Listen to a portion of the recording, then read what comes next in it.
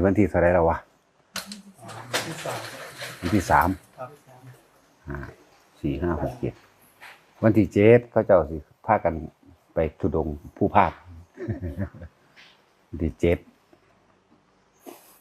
จักสิไปเท่าใดล่ะเป็น10พุ่นละมั้งหรือสิเหลือผู้หนึงบ่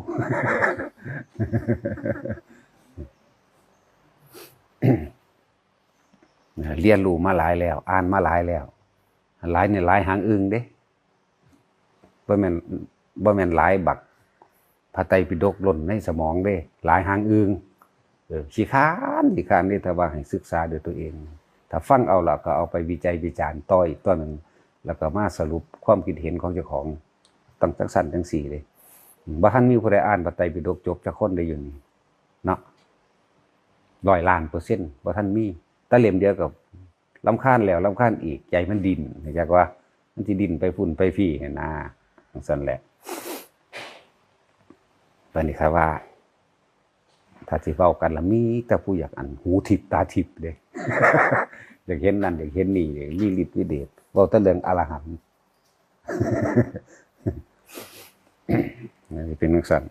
เว้าแต่เรื่องฤทธิ์เดชเด้ฤทธิ์ไปตายนั่นแหละที่ฤทธิ์ไปใส่เนาะตาสินฤทธิ์ไปเข้าโลกนั่นแหละ ศึกษาไว้ว่าเฮาบ่รู้ล่ะเฮาจังศึกษาเป็นธรรมดาสมัยก่อนก็ศึกษาจากคำเว้าพุทธเจ้านี่ล่ะแม่นบ่มีพระไตรปิฎกก็เลยก็เรียนรู้จากปากต่อปากนี่ล่ะนั่นแหละแต่เฮาเว้าเรื่องคำว่าทางทฤษฎีเพิ่นว่าศีลสมาธิปัญญามันเป็นทฤษฎีแต่ว่าจริงๆแล้วบ่แม่นทฤษฎีเป็นความสำเร็จพอแห้งก็เด่นคำว่าศีลสมาธิปัญญาบัดนี้ทางภาคปฏิบัติจริงๆมันนั่นน่ะปัญญาสมาธิศีลเด้ตามความเป็นจริงมันทุกคนสิเพิ่มเกิดมาเลยมีศีลบริสุทธิ์เลยมันบ่เกิดเด้คนบ่มีความโลภบ่เบียดเบียนบ่ฆ่ากันบ่ลักเข้าใจบ่ล่ะปัญญาสมาธิศีลเป็นหนทางเดินเป็นอุปกรณ์เป็นเครื่องประกอบเพื่อให้เกิดความบริสุทธิ์ทางใจทางจิตจิตคนถ้าบ่คิดบ่โลภนะบริสุทธิ์แล้วเด้นั่นนะถึงว่าปัญญาสมาธิศีลต่างหากคำว่าศีลสมาธิปัญญานั่นน่ะนั่นเป็นความสำเร็จแล้วคนเฮาถ้าโลภถ้าอยากแม่นบ่มันก็เบียดเบียนก็ฆ่าก็ทำลายรักกันก็แย่งชิงกันตัวถ้าบ่โลภแล้วมันสิเอาหยังมาแย่งมาชิงตัวนี้เนาะมันว่าหารบ่เฮ็ดดอกนั่งถ้าตายเอาซื่อก็ได้แล้วบ่หาบ่เฮ็ดดอกถ้ามันอันบริสุทธิ์แล้วเท่านั้นปัญญาสมาธิเนี่ยก็เลยเกิดกลายเป็นอุปกรณ์เป็นหนทางเป็นแนวทางเพื่อให้เกิดความไม่เบียดเบียนทำร้ายซึ่งกันและกันให้เสียชีวิตและทรัพย์สินตลอดทั้งคนและสัตว์นั่นแหละเฮาจึงบอกว่าเรียนรู้ซะก่อนการเรียนคือหนทางแห่งปัญญาปัญญาแปลว่าความรอบรู้ในกองสังขารรู้แจ้งโลกรู้แจ้งธรรมรู้แจ้งทุกสิ่งทุกอย่างแต่ว่ารู้ทั้งหลายนี่เป็นรู้โดยการรู้โดยทฤษฎีรู้โดยเหตุและพิจารณาหาผลแล้วก็สรุปลงได้ว่าอ๋อมันเป็นอย่างนี้นี่เองมันเป็นเช่นนั้นเองแหละสรุปลงมาแล้วบัดนี้คำว่ารู้แจ้งโลกรู้ว่ากระทำกรรมสิ่งใดก็สร้างก็ย่อมได้รับผลกรรมสิ่งนั้นแน่มันก็ลงมานี่แหละมันก็เห็นตามความเป็นจริงแบบนั้นเนี่ยเมื่อรู้ว่ากระทำกรรมสิ่งใดก็ได้รับกรรมสิ่งนั้นมันก็เริ่มควบคุมตัวเองก็เข้ามาหาคำว่าสมาธิอันตัวพยายามควบคุมความคิดบ่ให้มันสั่งผู้นั้นหักผู้นี้นั่นแหละจังว่าหาวิธีเพื่อทำให้เกิดจิตตั้งมั่นเมื่อจิตตั้งมั่น ดูเข้าดูเขามันก็เกิดกลายเป็นความบริสุทธิ์เกิดเป็นศีลตัวศีลคือปกติของจิตที่ไม่คิดทำลายเบียดเบียนผู้ใดผู้หนึ่งเสียชีวิตและทรัพย์สินตลอดทั้งคนและสัตว์ถึงเชื่อว่ามีศีลแล้วคือว่าการแสดงว่าเป็นเครื่องวัดความโลภด้วยนั่นวัดโลภแต่คนบ่มีความโลภก็บ่ลักบ่ฆ่าเมื่อบ่มีความโลภบ่ลักบ่ฆ่าความโกรธมันเกิดขึ้นบ่ได้ว่าใจมันถูกตัดออกจากความอยากได้แล้วมันบ่ล่ะความหลงก็ถูกเปิดเผยออกก็บ่มีความก็มีแต่ความรู้แต่ว่านี่รู้หยังก็รู้เพราะว่าสิ่งนี้มีสิ่งนี้จึงมีเพราะว่าเฮาเฮ็ดสิ่งนี้เฮาจึงได้สิ่งนี้เด้นั่นแหละเป็นเหตุเป็นปัจจัย ปริยัติจึงเป็นเหตุเป็นปัจจัยให้เกิดสำรวมเข้ามาคิดพิจารณาความจริงในชีวิตจริงของเจ้าของเองจึงว่าปัญญาเองรู้แจ้งโลกเห็นโลกเห็นความเป็นไปสัตว์ทั้งหลายก่อนที่เฮ็ดอีหยังก็สร้างมันสิคิดก่อนนั่นไปหันแล้วบัดนี้เมื่อมันคิดแล้ว เมื่อมันคิดแล้วมันจังเฮ็ดเด้ตะกี้เฮาบ่รู้มีแต่ความอยากได้ครับอยากได้เฮาจึงไปเบียดเบียนเบียดเบียนเอาถ้าบ่ได้ดังใจโกรธโมโหทำร้ายกันนั่นแหละลุ่มหลงมัวเมาอยู่ในอารมณ์นั่นแหละเป็นจังซั่นเรียกว่าให้เรียนรู้แนวทางเมื่อเรียนรู้แนวทางในขณะที่เฮาศึกษาหรืออ่านพระไตรปิฎกนั่นมันก็เป็นสมาธิในตัวของมันเองเด้มันสิน้อมเข้ามาหากูเป็นจังสั่นกูเป็นจังสี่เด้บ่ได้ออกไปทางใหม่เด้โอ้มันแม่นความเพิ่นเด้นี่นะมันก็น้อมเข้ามาหาตัวเองนะเฮาเฮ็ดสิ่งใดก็สร้างเฮาก็ยอมได้รับผลแห่งการกระทำของเฮาเองแบบนี้เนี่ยมันก็ค่อยน้อมมาน้อมมาน้อมมาเลยมันก็เกิดการคมใจคมความรู้สึกคมจิตบ่ให้มันคิดนึกไปทางใหม่อีกนะจังสั่นตัวเนี่ยคมแล้วก็เห็นโดยประสบการณ์ไปเรื่อยคนเฮาถ้าไปหลักของคนมานี่มันอยู่บ่สุขดอกมันสิกระวนกระวายย่านเขามาคืนย่านเสียหน้าเสียตาย่านเขาฆ่าเบิดทุกอย่างไปหาหลักไปหาตีหาฆ่าหาปุ่นหาจี้หาหยังก็แล้วแต่ที่มันเป็นการทำลายเบียดเบียนเฮาพูดถึงนักบำเพ็ญเพียรจริงๆเลยนั่นน่ะแม้แต่สัตว์ตัวนึงน้อยมันก็บ่มีความคิดเด้คิดว่าสิทำลายมันนะเบียดเบียนมันให้มันเสียชีวิตทรัพย์สินนะทรัพย์สินของสัตว์ก็มีเด้แต่ลูกมันคือไข่มดแดงเด้ถ้าเฮาไปหาแง่ไข่มดแดงเฮาไปนั่นนี่เฮาหมายเอาถึงหม่องมันสิสุดนะแต่ส่วนพวกอันยังทำมาหากินอยู่ก็ทำมาหากินไปแต่ว่าอย่าเบียดเบียนคนคือกันอยากว่าล่ะและก็สัตว์ก็เป็นสัตว์มีเจ้าของนี่ก็อย่าไปเฮ็ดอยากว่าล่ะจังซั่นน้อมเข้ามาหาเจ้าของเองเบิดฝึกหัดปฏิบัติธรรมนั่นธรรมแปลว่าสิ่งทั้งปวงความจริงของสิ่งทั้งปวงความจริงของความอยากเป็นเหตุให้หาแล้วก็เป็นเหตุให้ได้แล้วก็เป็นเหตุให้รักษาหวงแหนรักษาหวงแหนแล้วมีการทำลายซึ่งกันและกันนั่นแหละเป็นทังสั้นนี่ก็อีกอันนึงมันกว้างขวางคำว่าธรรม จึงว่าปัญญาความรอบรู้ในกองสังขารความรอบรู้ในเหตุในปัจจัยเพราะสิ่งนี้มีสิ่งนี้จึงมีความรอบรู้ของการกระทำทั้งหลายว่าเหตุจังสี่แล้วสิได้จังสี่สิเป็นจังสี่สิเป็นแบบนั้นแบบนี้รอบรู้แล้วก็มารอบรู้ในทางที่ออกจากทุกข์บัดนี้ออกจากทุกข์ก็คือออกจากความคิดออกจากความเห็นออกจากความจากได้จากเป็นนั่นแหละแล้วมันก็เริ่มต้นมาทำสมาธิการทำให้จิตตั้งมั่นให้มันตั้งมั่นอยู่ในตัวเองซะก่อนตั้งมั่นในตัวเองแล้วมันก็ค่อยเห็นดอกความคิดไม่ใช่ความทุกข์แต่ว่าเป็นเหตุทั้งปวงแห่งความทุกข์เป็นเหตุทั้งปวงได้ความคิดเท่านั้นความคิดมันคิดสร้างพวกนั้นนะมันก็หาวิธีการแกล้งรังแกเบียดเบียนนั่นแหละเพิ่นจึงให้ควบคุมความคิดนั่นเองควบคุมเข้ามามีวิธีอยู่แล้วพระพุทธเจ้าเพิ่นเก่งขนาดใดตามธรรมดาเสียความคิดละความคิดคมความคิดยากเด้คือเฮาว่ามึงจะคิดจังซี่มึงคิดแมงยังจังซี่นะเดี๋ยวหลายคนที่ว่านอนบ่หลับเฮ็ดจังใดจังสิหลับก็คิดอยู่หั่นมันก็บ่หลับแล้วสิหลับได้จังใดเป็นบ้าเป็นประสาทไปได้เลยล่ะความคิดเพิ่นจึงมีวิธีอาศัยลมหายใจมาเป็นเครื่องล่อเห็นป่ะอาศัยลมหายใจนี่แหละล่อให้มันคิดอยู่ในลมเข้าคิดอยู่ในลมออกนี่แม่จังว่าเพิ่นคือเก่งแท้หนทางให้การหยุดความคิดนะจิตเป็นผู้คิดผู้นึกผู้ปรุงผู้แต่งผู้แสวงหาเป็นผู้พาเกิดพาตายเพราะว่าความอยากเฮ็ดไป เพื่อสิให้เห็นหยังเวลาเฮาหยุดความคิดได้แล้วเห็นความคิดที่แล่นไปแล้วก็เห็นอารมณ์เห็นบ่ล่ะนี่แหละมันจึงบอกว่าความคิดนั่นน่ะบ่แม่นความทุกข์ก็ว่าอยากให้มันเป็นตามความคิดจักว่าล่ะก็คืออารมณ์ความรู้สึกในความพอใจนั่นแหละมันมาจากไสล่ะตัดมามันมาจากสัญญาความรู้สึกความสำคัญความมั่นหมายหรือว่าความยึดมั่นถือมั่น ในสัญญาอารมณ์ที่มีมาแล้วในอดีตนั่นแหละมันบ่ได้ตายเห็นบ่เพิ่นว่าจิตบ่ตายจิตบ่ตายความจำกับจิตนั่นแหละแหละมันจำเอาตัวนี้แหละมาปรุงมาแต่งมาคิดมานึกก็เกิดเป็นอารมณ์ความรู้สึกอารมณ์ความรู้สึกก็เลยเกิดกลายเป็นตัวภพแหละเฮาจึงหาวิธีที่สิเฮ็ดให้เฮาเห็นความคิดเมื่อเห็นแล้วมันก็คอยดึงมาเพื่อบ่ให้มันเกิดอารมณ์นั่นเองจึงว่าเพิ่นเก่งอานาปานสตินี่เป็นหนทางเป็นแนวทางเป็นเครื่องล่อให้ความคิดอยู่เพื่อจะให้เห็นความคิดในความคิดจึงเรียกว่าสติกำกับจิตโอ้มึงคิดแบบนี้น้อนี่มันสิพิจารณาได้บัดนี้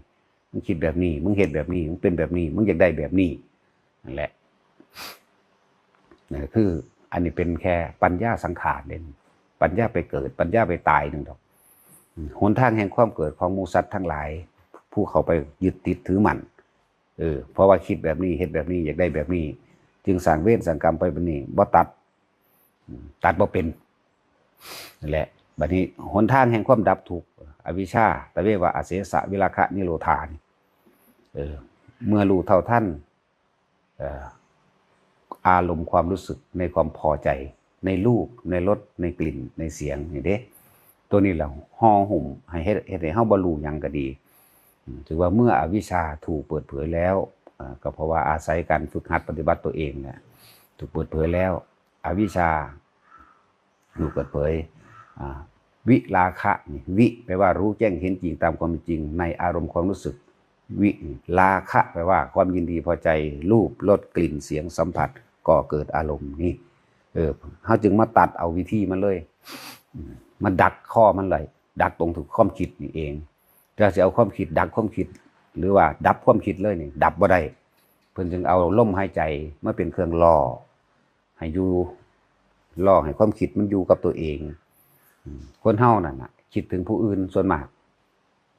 ตลอดสังสารวัฏตลอดตลอดอสงไขยมานี่เพราะว่ามันอยู่กับผู้อื่นนั่นแหละมันจึงเกิดไปเกิดมาอยู่เพราะสนิมันอยู่แบบไหนมันอยู่กับเพราะว่ามันปรารถนาความสุขในรูปในรสในกลิ่นในเสียงนั่นแหละเมื่อปรารถนาความสุขรูปรสกลิ่นเสียงเมื่อใดมาล่ะครับมีการหวงแหนและรักษาแล้วก็หาแนวมาบำรุงซึ่งกันและกันในราบในยศในสรรเสริญนั่นแหละในอุปกรณ์เครื่องอำนวยความสะดวกต่างอย่างที่สิเฮ็ดให้เจ้าของว่าเข้าใจว่ามันสิมีความสุขตลอดไปแต่ว่าเฮาบ่เห็นอนิจจังอนัตตาเฮาบ่เห็นความบ่เที่ยงแท้แน่นอนของชีวิตทุกๆคนเกิดตายเบิดนี่แหละเฮาบ่เห็นตัวนี้แหมแต่ว่าใจมันบ่ตายนี่นะผู้ใดตายก็ให้นำได้บาดนี้แล้วก็ลำพึงลำพังเกิดมโนภาพลำพึงไปอาลัยอาวรณ์ไปนึกไปแบบนั้นเป็นเสียอกเสียใจล่ะก็เกิดความคิดอีกมาหนึ่งเกิดพบใดสัตว์ใดกูตายไปเป็นครูกันเด้อเลยเป็นพ่อเป็นแม่เป็นลูกเป็นผัวเป็นเมียกันไปไหลไปนั่นแหละ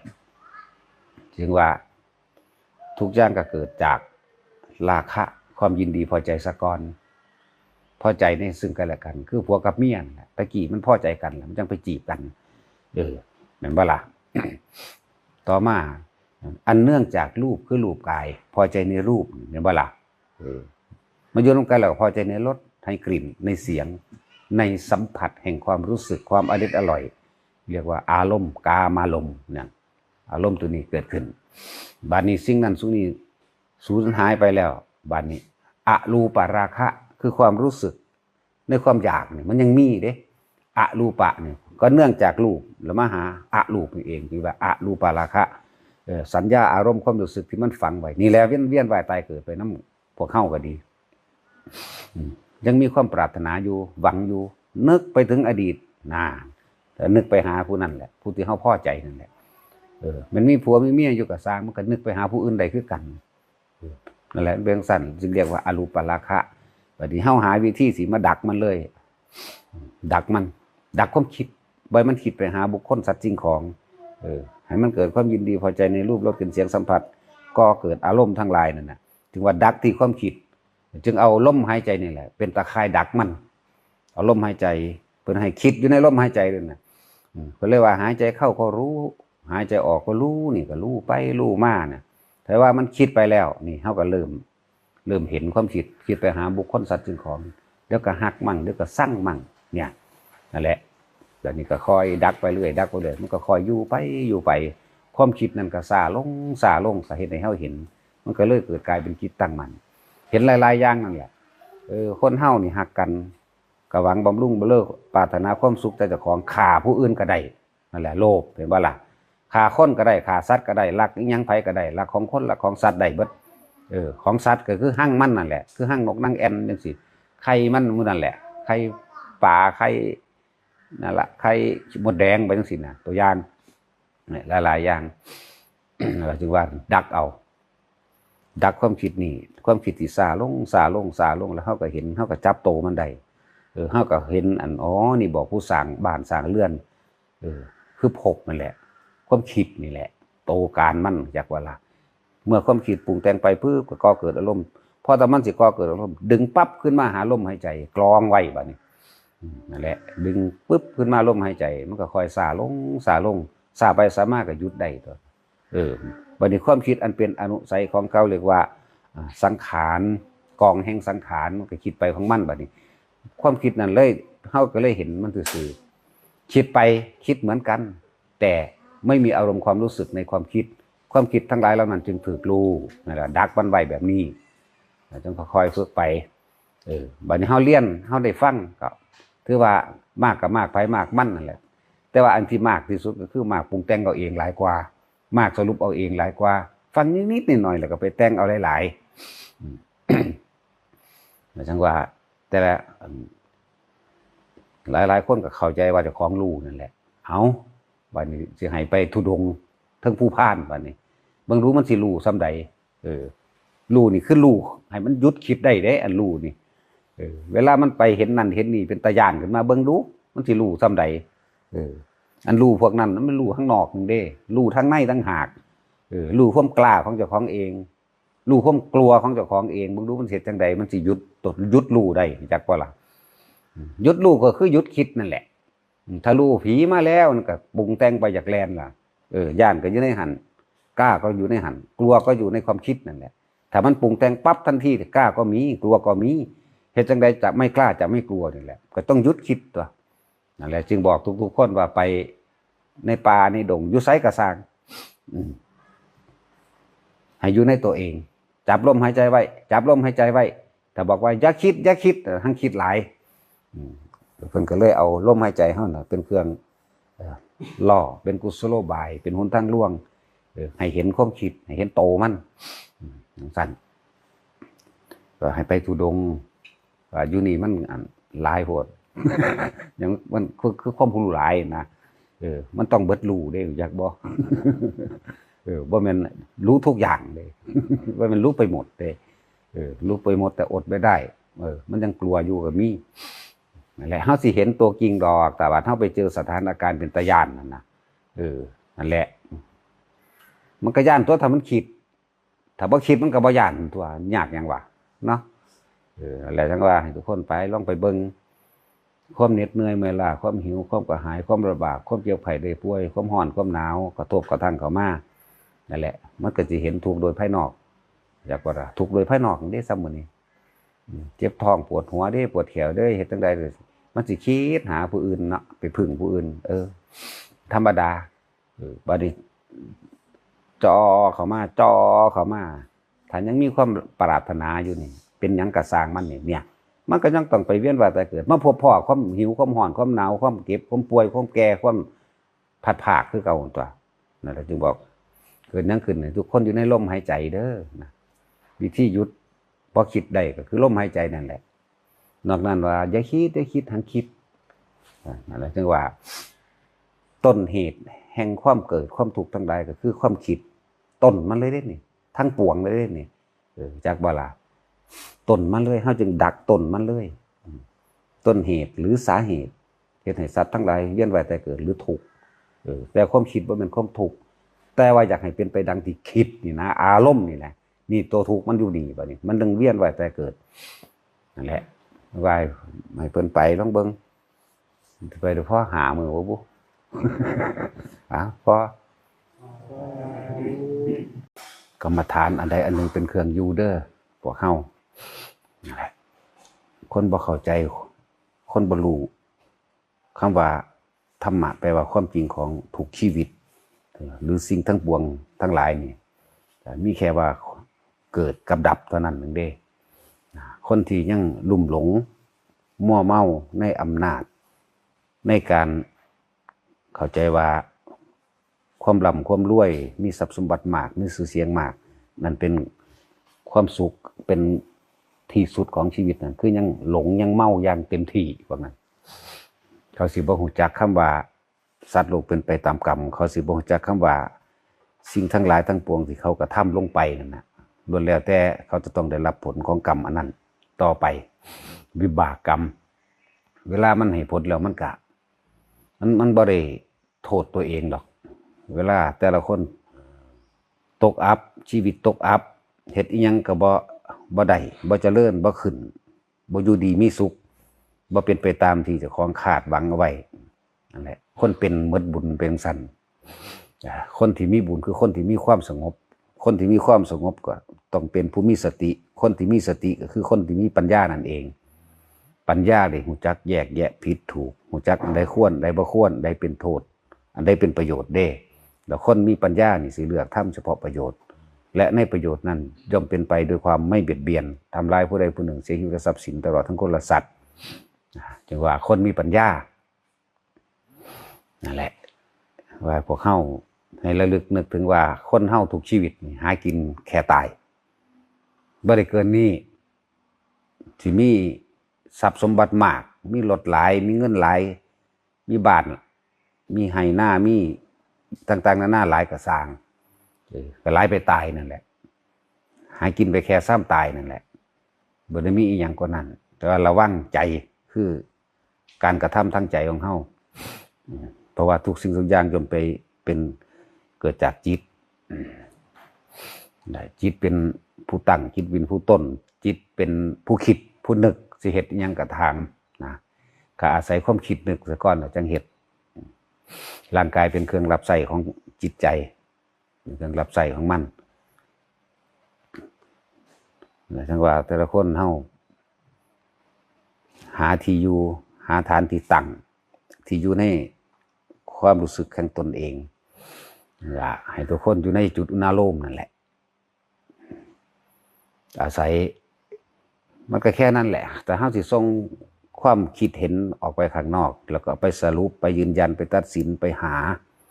าจุดหมายสูงสุดของชีวิตของแต่ละคนมันอยู่ไสนะจุดหมายของคำว่าร่างกายคือไปตายหาอยู่หากินก็หากินไปแค่ซ้ำตายจุดหมายของร่างกายอันนี้ตัวบ่ตายนี่เฮ็ดจังได๋เฮาสิตายจากมันนี่มั้ย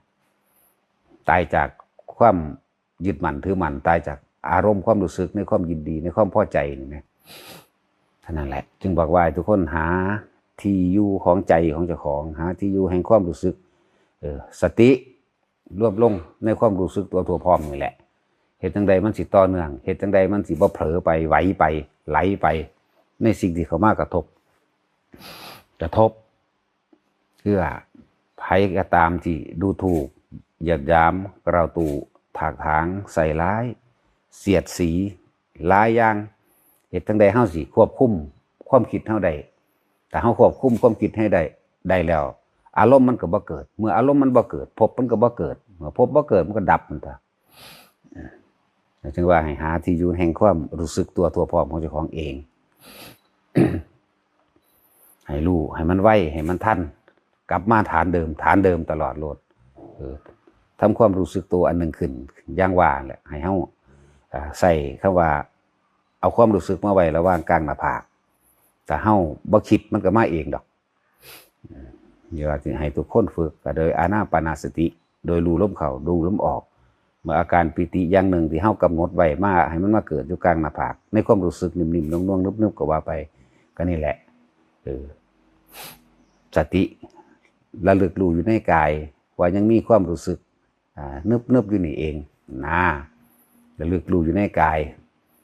ถ้ามันบ่ทันได้มาอยู่ในกายก็เอาลมซะก่อนกับเข้ามาในกายคือเก่าน่ะรู้ลมเข้ารู้ลมออกความรู้สึกเกิดขึ้นตัวนี้ก็อยู่กับแค่ตัวนี้แหละเฮ็ดให้มันต่อเนื่องเอาเฮ็ดให้มันชินพวกเฮามันชินกับการคิดนึกเวลาคนเว้าหยังก็สร้างมันจะสอดเข้าไปนั่นแหละคือความเคยชินของสัตว์โลก มันอยากสอดมันอยากถามมันอยากรู้เรื่อง แล้วมันก็ตัดสินถ้าว่าเป็นไปตามที่มันตัดสินเอาความเห็นตนเป็นใหญ่ไว้แล้วมันก็ศูนย์อารมณ์โกรธเกิดแล้วนั่นแหละอารมณ์นั่นแหละความรู้สึกที่บ่พอใจนะทบละเนริยคติพบเป็นทางไปแล้วอารมณ์โลภอารมณ์อยากได้ความรู้สึกว่าอยากได้มันตัวเจ้าของไม่ได้หรอกอยากได้ก็โมโหนะตัวเจ้าของไม่ได้นั่นแหละว่าเหตุจังใดเฮาสิบ่คิดนึกออกไปว่าทุกคนอยู่กับความรู้อันนี้รู้สึกตัวผู้รู้กับรู้สึกตัวนี่แหละไม่เป็นผู้ใดหรอกคำว่าผู้รู้ก็รู้สึกตัวเองนี่แหละถ้ารู้สึกตัวเองได้แล้วมันก็บ่ไปหักไผไปสร้างไผดอกส่วนมากมันบ่รู้สึกตัวเองมันมีแต่หลงเข้าใจว่ารู้หลงว่าอันผู้นั้นผิดผู้นั้นถูกนี่แหละมันไปยืนยันมันไปตัดสินเด้นั่นเรื่องละหลง ต้องเบิ่งเด้อบ่เสือโกโลดแหละนั่นล่ะหลงนั่นแหละคำว่าหลงเนี่ยมันบ่รู้ตัวอีดีแต่รู้ตัวเนี่ยมันยังว่ารู้ตัวอยู่ในตัวเองอยู่นะถ้าว่าหลงแล้วมันอยากไปสอดเรื่องผู้อื่นโลดนะจึงบอกว่าอันใดบ่แม่นเรื่องข้อขาดบาดตายของเฮานั่นน่ะอย่าไปยุ่ง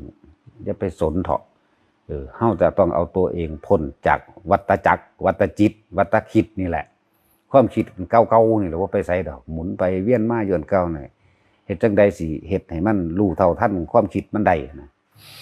จึงหาที่อยู่แห่งกายที่อยู่แห่งความรู้สึกเอาลมหายใจเป็นกายในกายอันหนึ่งเนี่ยเอาเวทนาอันเกิดจากความรู้สึกอันเป็นอุเบกขาเวทนาที่มันรู้สึกได้ในตัวเองได้นี่นะเป็นเครื่องอยู่ของจิตหรือเอื่นกายเวทนาจิตคำว่าธรรมคือสิ่งทั้งปวงนั่นแหละสิ่งทั้งปวงทั้งเบิดนั่นแหละตาเฮาเห็นหูเฮาได้ยินนี่แหละกระทบสัมผัสรู้สึกนั่นนี่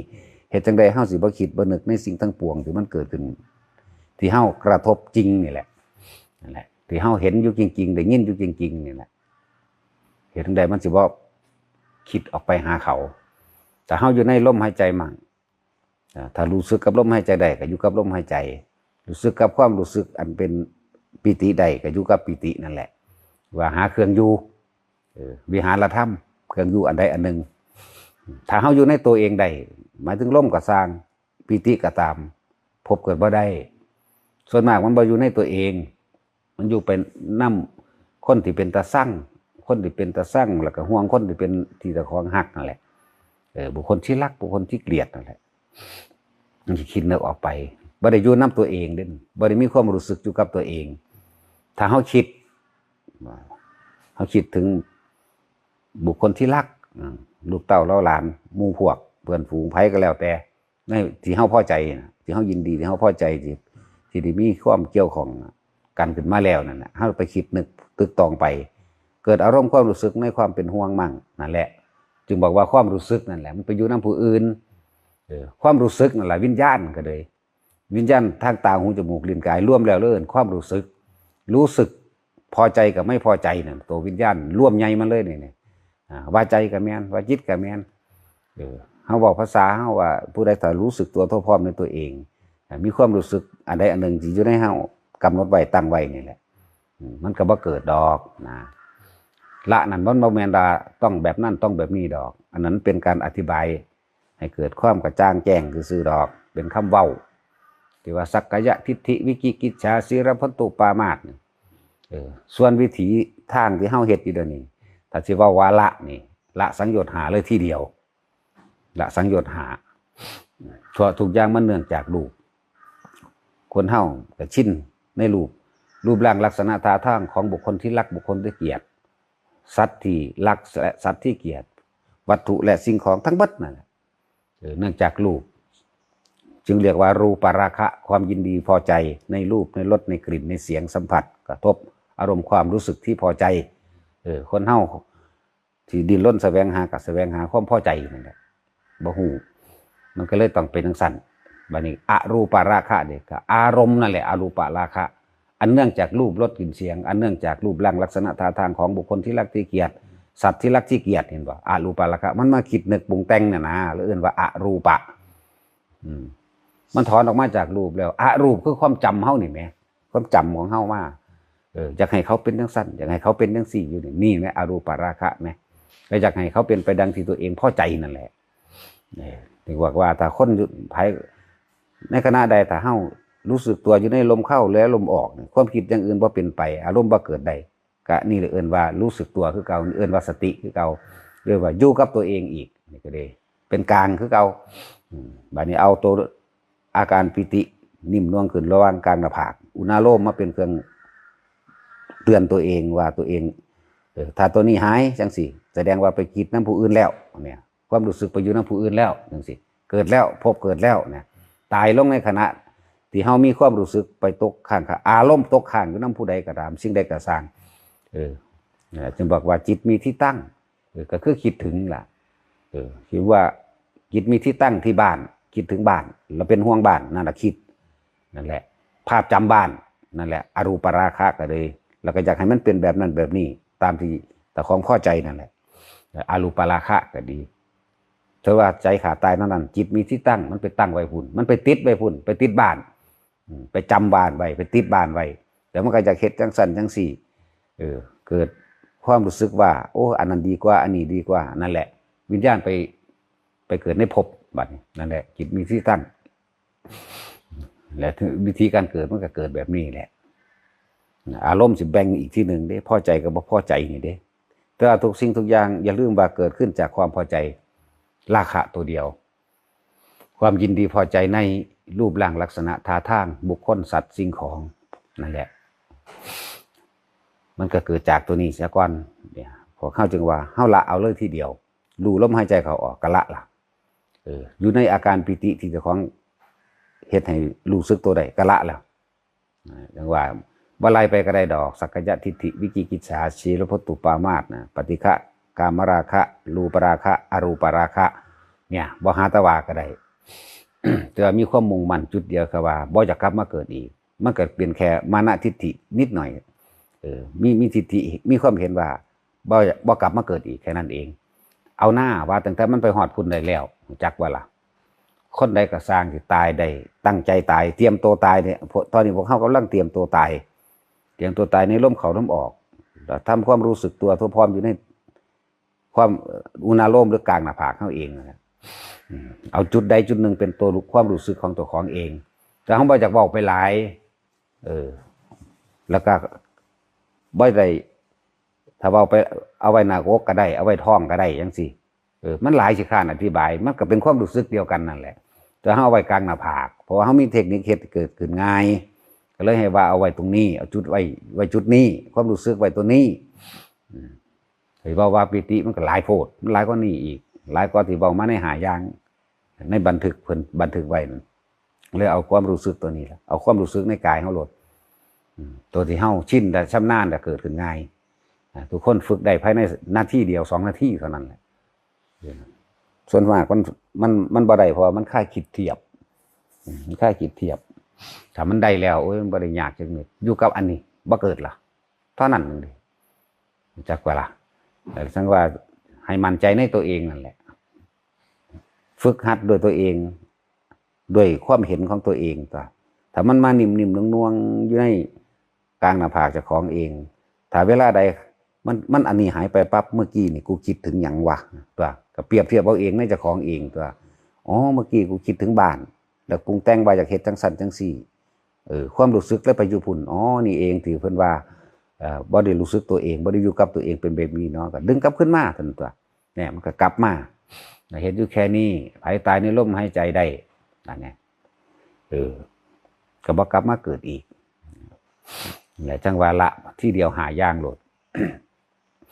เราเป็นเบื้องต้นซื่อๆเด้แต่ผู้ใดอยู่ในลมหายใจใดอยู่ในอุณาโลมใดนั่นแหละละที่เดียวหาย่างเลยบ่ไล่ไปก็ได้ดีบ่ดีมันละทั้งเบิดเลยหมดละ10 อย่างเลยหมดละบ่ว่าแต่หานี่แค่เว้าเบื้องต้นให้ทุกคนได้พื้นฐานมันซะก่อนพื้นฐานนักแน่นมั่นคงในพื้นฐานอันนี้ซะก่อนนี่แหละอย่างอื่นๆนั่นน่ะถ้าเว้าไปหลายมันรองรับบ่ได้ดอกเพราะว่ามันว่าเลยเข้าถึงความจริงในประสบการณ์จริงชีวิตจริงของเจ้าของเองถ้าเว้าไปแล้วมันมีแต่การคาดคะเนเอาเองมันเลยเกิดกลายเป็นมานะทิฏฐิอุทธัจจะฟุ้งซ่านรำคาญหงุดหงิดถ้ามันบ่เป็นไปตามเห็นบ่ล่ะก็เป็นอวิชชาไปคลุมไว้คือเก่านะ เห็นอยู่แค่นี้แล้วก็คำว่าละเดี๋ยวละเองละโดยบ่ได้แม่นเอาความคิดไปละเด้ละโดยการเลิกคิดเด้นั่นแหละคำว่าสัพเพธัมมาแปลว่าสิ่งทั้งหลายทั้งปวงเด้สัพเพธัมมากับอนัตตาติคือเก่านั่นแหละสิ่งทั้งหลายทั้งปวงบ่มีตัวตนนั่นแหละสิ่งทั้งหลายทั้งปวงหาความจีรังอย่างยืนบ่ได้สิ่งทั้งหลายทั้งปวงดับเบิดนี่แหละสัพเพธัมมาอนัตตาก็เด้เดี๋ยวก็สัพเพธัมมานาลังอภินิเวสายะเนี่ยมันก็เขามาเกี่ยวกันก็มีความหมายเดียวกันเว้าคนละศัพท์ซื่อๆทั้งหลายทุกคนนั่นน่ะถ้าอยากละสิ่งทั้งหลายทั้งปวงเนาะอันตาหูจมูกลิ้นกายใจไปจดไปจำมันหน้าไว้แล้วนี่นะสามารถโดยลมหายใจนี่แหละเป็นเบื้องต้นนั่นน่ะลมหายใจเป็นหนทางความรู้สึกตัวเป็นตัวสติเป็นตัวบอกเป็นตัวรู้สึกตัวนี่แหละรู้ว่าพูดไปคิดนั่นแล้วนั่นแหละพุทธภาวะให้มันรู้ในตัวเองแหละพุทธแปลว่ารู้ภาวะก็คือภาวะรู้ในตัวเองนี่แหละภาวะความคิดความรู้สึกนึกคิดของเจ้าของเองไม่ต้องไปรู้ผู้อื่นดอกดูอยู่นี่เตรียมตัวตายไว้อย่างดีถ้ามันตั้งใจตายไว้แล้วนั่นมันสิบ่ห่วงหยังดอกเพราะว่าเฮาชินในการอยู่กับลมชินอยู่กับการอยู่ให้ความรู้สึกตัวเองบาดจิตตายแต่แท้มันหันเข้ามาลมคือเก่าล่ะนะเข้าสู่อานาปานสตินานั่นแหละหันกลับเข้ามาลมล่ะคนที่ได้ป่วยตายบ่คนที่ตายแบบบ่ได้ตั้งใจบ่ได้เตรียมตัวตายนี่อีกแบบนึงเด้แล้วพวกเฮาจึงบอกว่าให้เป็นผู้มีสติรู้สึกตัวทั่วพร้อมได้ทุกขณะ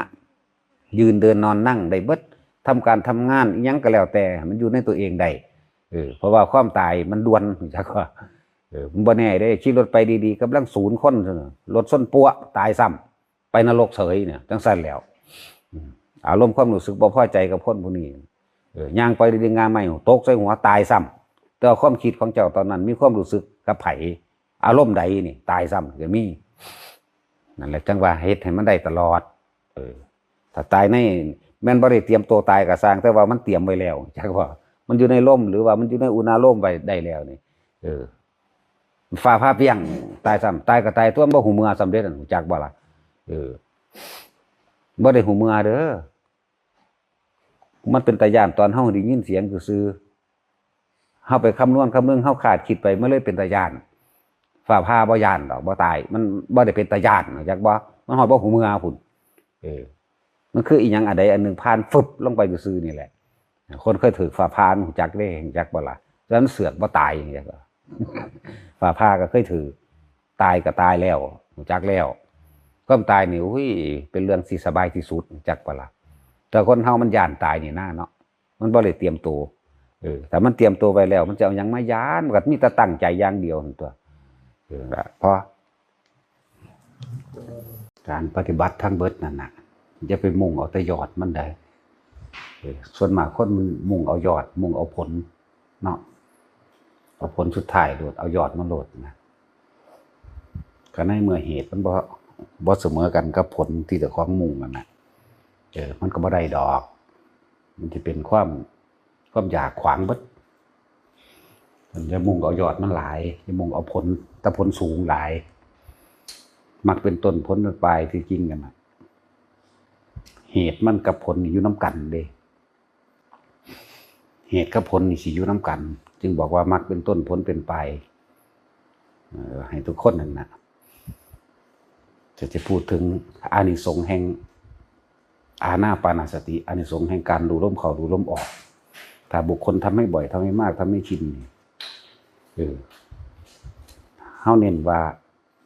ทุกคนน่ะเป็นผู้มีสติรู้อยู่ในปัจจุบันขณะหรือปัจจุบันหรือสติกับปัจจุบันขณะนี้คือรู้อยู่กับลมแค่นั้นเองมรรคผลอยู่ในกันเลยเด้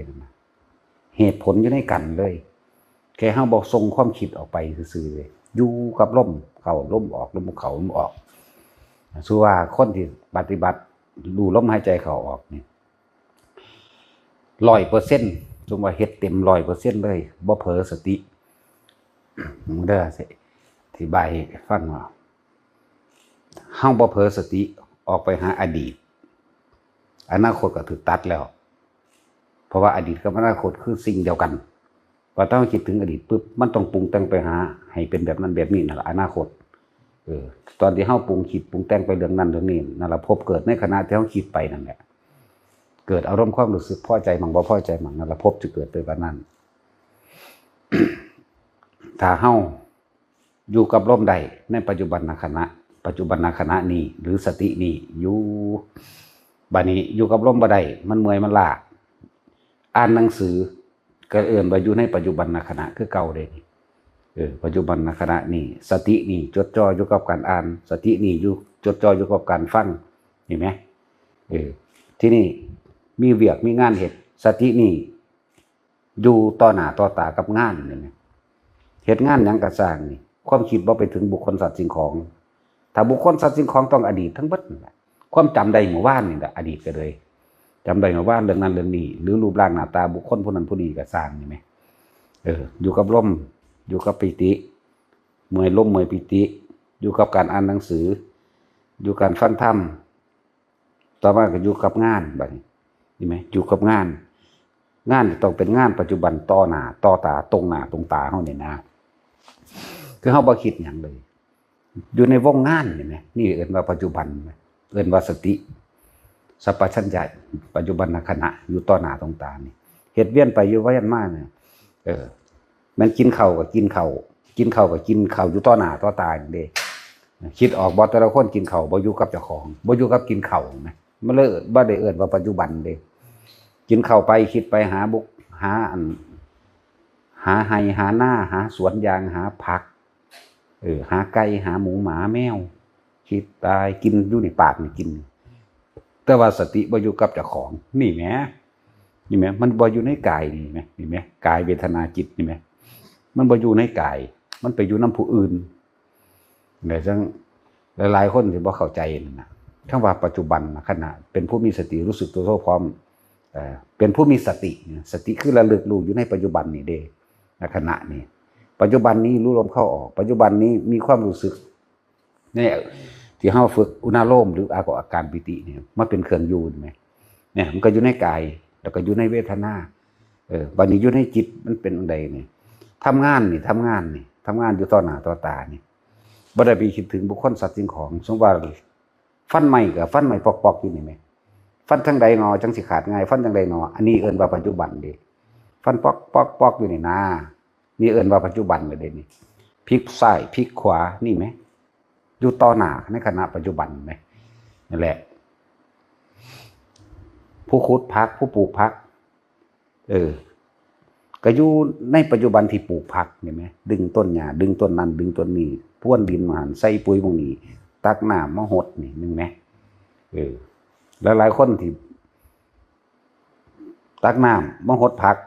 ความคิดไปอย่างหนึ่งอันนี้บ่ได้เอิ้นว่าปัจจุบันเด้อบ่ได้เอิ้นว่ามีสติพูดมันไปหานึกถึงบุคคลสัตว์สิ่งของหรอไปนึกถึงว่าสิขายให้ไผสิไปส่งให้ไผแล้วนี่ปัจจุบันอยู่นี่จนถึงมากินข้าวจนถึงมาอาบน้ำจนถึงมานอนแล้วก็ลู่ล้มเขานอนจนหลับเฮ็ด 100% นี่อานิสงส์ของอานาปานเฮ็ด 100% เขาเพิ่งได้อรหันตผลในปัจจุบันนั้นขณะมีชีวิตอยู่ทิฏฐธรรมเวทนิยธรรมเนี่ยละตัณหาอุปทานได้แล้วในขณะที่มีชีวิตอยู่ทำไปเถอะอย่าเพิ่งเอาแปลอย่าไปหวังเอายอดมันผลมันนี่เบิ่งเหตุมันนี่โลดเหตุกับผลมันอยู่นำกันในขณะนั้นเดี๋ยวภพมันเกิดบ่ได้แต่เฮาอยู่ในปัจจุบันภพเกิดได้เพราะว่าเฮาไปคิดถึงบุคคลสัตว์สิ่งของนั่นอดีตบ่ได้นั่นน่ะแม่คิดฮอดเฮือนแม่นั่นแต่บ่แม่นอดีตนี่แม่ปัจจุบันพวกเจ้าฟังธรรมอยู่เดี๋ยวนี้ผู้ใดมีเลี้ยงงัวเลี้ยงควายเลี้ยงแมวเลี้ยงหมาเลี้ยงนกแต่ไปคิดถึงปั๊บเป็นอดีตแล้วเนี่ยมันบ่เลยบ่เป็นปัจจุบันนี่ปัจจุบันอยู่ตรงหน้านั่งฟังธรรมอยู่เดี๋ยวนี้นี่ปัจจุบันตรงหน้านี่แหละถ้าผู้ใดเฮ็ดได้เต็ม 100% ในแต่ละมื้อนั่นน่ะนี่แหละคือว่าพึงหวังได้ในอรหันตผลในทิฏฐธรรมเวทนิยธรรมย่อมละความรู้สึกอารมณ์ความรู้สึกในความพอใจและไม่พอใจมันก็ละแล้วนี่แหละมรรคกับผลอยู่นำกันเหตุกับผลอยู่นำกันเลยจังซี่ บัดนี้สำหรับลดหย่อนผ่อนลงมาบัดนี้เอาจัก 50% บัดนี้เมื่อกี้เฮ็ดเต็ม100คำว่าสติรู้สติในขณะปัจจุบันคือเฮ็ดแบบนี้แหละเด้อบัดนี้ลดลงมา 50% คิดถึงผู้นั้นผู้นี้แน่นั่นนี่แน่บัดนี้ผู้นั้นอาจจะได้ อรหันตผลในขณะที่สิ้นชีวิตพอดีกับใจขาดได้นะพวกนี้ได้ขณะที่มีชีวิตอยู่เดียวนี้อย่างที่นะต่อมาพวกนั้นได้บาดตายมันถึงกันนั้นคนเห็น25%25%ถ้ากลับมาในขณะที่ตัวเองสิตายลู่ล้มเข่าลู่ล้มออกลู่ล้มเข่าลู่ล้มออกเขาเพิ่งได้อนาคามีเข้าใจว่าล่ะเขาได้อนาคามีเด้นี่แหละบัดเอาคนมาเฮ็ดจักเฮ็ดมั่งบ่เฮ็ดมั่ง10% 15%สินะเฮ็ดมั่งบ่เฮ็ดมั่ง พวกนี้สิมีถึงขณะที่เขาตายไปนั่นแหละเป็นพรหมใดมันนึงสิมีดอกผู้กระซิบใส่ข้างหูบาดที่ตายบาดอันหรือว่าขณะที่จุติจิตกำลังสิซอแซซ้ายไปหาผู้นั้นผู้นี้สัตว์นั้นสัตว์นี้พวกที่เคยได้บุญนำแหมคือว่าคิดถึงชาติที่ได้นะเขาสิกระซิบอยากบ่ล่ะพวกที่เคยหรือว่าญาติที่เคยได้บุญนำหรือเทวดาบ่แม่นญาติก็สร้างไผก็แล้วแต่เขาสิกระซิบเฮาเองนึกถึงองค์ชาติแม่นึกถึงปิติที่เจ้าได้แม่หรือนะกำลังสิเคลื่อนที่ไปหม้องใดหม้องหนึ่งนี่เข้าใจบ่ล่ะคืออยู่ในระหว่างเคว้งคว้างล่องลอยนะเขาจะบอกนึกถึงชาติแม่นี่ปั๊บโลดเด้คนมันหาหม่องเกาะแต่ว่าตอนนั้นมันสติเกิดขึ้นช้าเข้าใจบ่สติเกิดขึ้นช้าไปพรหมก็ได้บอกว่าเฮ็ดไปเถิดที่พระพุทธเจ้าสิเพิ่นเว้าไว้ว่า เป็นผู้มีแม้เพียงชั่วขณะลัดข้อมือเดียวมีความสงบลัดชั่วขณะข้อมือเดียวนี่แม้เรายังกล่าวว่าเป็นผู้ไม่ห่างจากฌานไหมแม้ขณะที่เขาสิ้นชีวิตตายด้วยมีสติอันหลงลืมไหมขนาดว่าตายด้วยมีสติอันหลงลืมขณะนั้นเขายังคือสู่หมู่พรหมทั้งหลายเราได้นะแหละจังว่ามันหลงลืมมันลืมอย่างมันลืมนี่แหละหลงลืมเพราะว่าบางที่จะเก็บปวดป่วยปวดห้องโอดโอยแต่เคยฝึกไว้แล้วอยากว่าแต่ตอนที่มันออกจากร่างไปนี่มันสิมีผู้กระซิบบางคนก็ตายแบบบ่ได้ตั้งโตฝ่าผ้าเปียงตายเลยรถชนกันตุ่มตายเลยนี่แหมช่วงนั้นสิ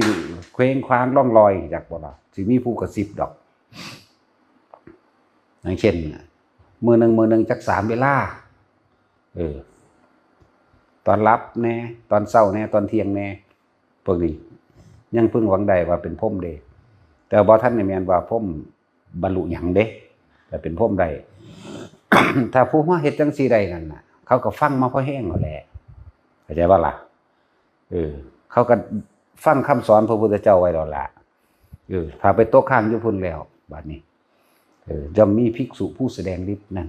นี่แม้ยังมีต่อไปอีกผู้มีฤทธิ์มากขึ้นไปแสดงธรรมข้างบนจังซี่แหมจังซั่นแหละอาจบรรลุข้างบนได้พุ่นน่ะมัน8ระดับพุ่นได้บ่เว้าเบิดซื่อๆเด้ บ่เว้าเบิดซื่อๆเด้เอาแค่ว่าตายในลมหายใจได้บ่ต้องกลับมาเกิดอีกเอาละนะจังว่าเน้นทุกคนเน้นต้นมันเน้นเหตุมันบ่ได้เน้นผลดอกเน้นเหตุเน้นต้นของมันแต่เฮาอยู่กับลมแท้ๆมันสิไปใส่เลยนี่ความคิดบ่ออกไปปรุงแต่งเมื่อบ่ได้ปรุงแต่งอารมณ์ความรู้สึกพอใจบ่พอใจก็บ่เกิดพบมันสิเกิดได้จังได๋มันถูกคมไว้เรื่อยคมไปคมมาบัดนี้เฮาจะอยู่ในปัจจุบันณขณะรู้เป็นผู้มีสติรู้อยู่ในกายมั่งในเวทนามั่งในจิตมั่งนี่ได้ชื่อว่าธรรมทั้งเบิดอยู่ในนี่คือเก่ามั้ยมันก็สิคอยเห็นไปของมันตัวว่าให้เพราะว่ากายเวทนาจิตธรรมบอกนี่อยู่จังที่เป็นผู้มีสติรู้อยู่ในปัจจุบันณขณะนี่บ่แม่นว่าสิเป็นนั่งรับตาอยู่ตลอดหรือเดินจงกรมอยู่ตลอดหรือเฮ็ดสิ่งใดสิ่งหนึ่งอยู่ตลอดก็เปลี่ยนทายอริยบทตัวสติกำกับงานในปัจจุบันณขณะนี่นะงานดูต่อหน้างานนี่ผู้เฮ็ดหยังอยู่ก็เฮ็ดอันนั้นแหละเฮ็ดอยู่หั่นบ่แม่นเอาความคิดไปขณะที่เฮ็ดคือเฮาเปรียบเทียบง่ายๆคนกินข้าวนี่กินอยู่กับตัวเองอยู่บ่ล่ะขนาดพวกฟังอยู่ซุมื้อนี่ก็สร้างได้แล้วนี่เนาะแท็กซี่อันเรื่องแต่มึงกินข้าวตัวมึงเองอยู่บ่กินอยู่กับงานนั่นบ่กินอยู่นี่พูดไปแล้ว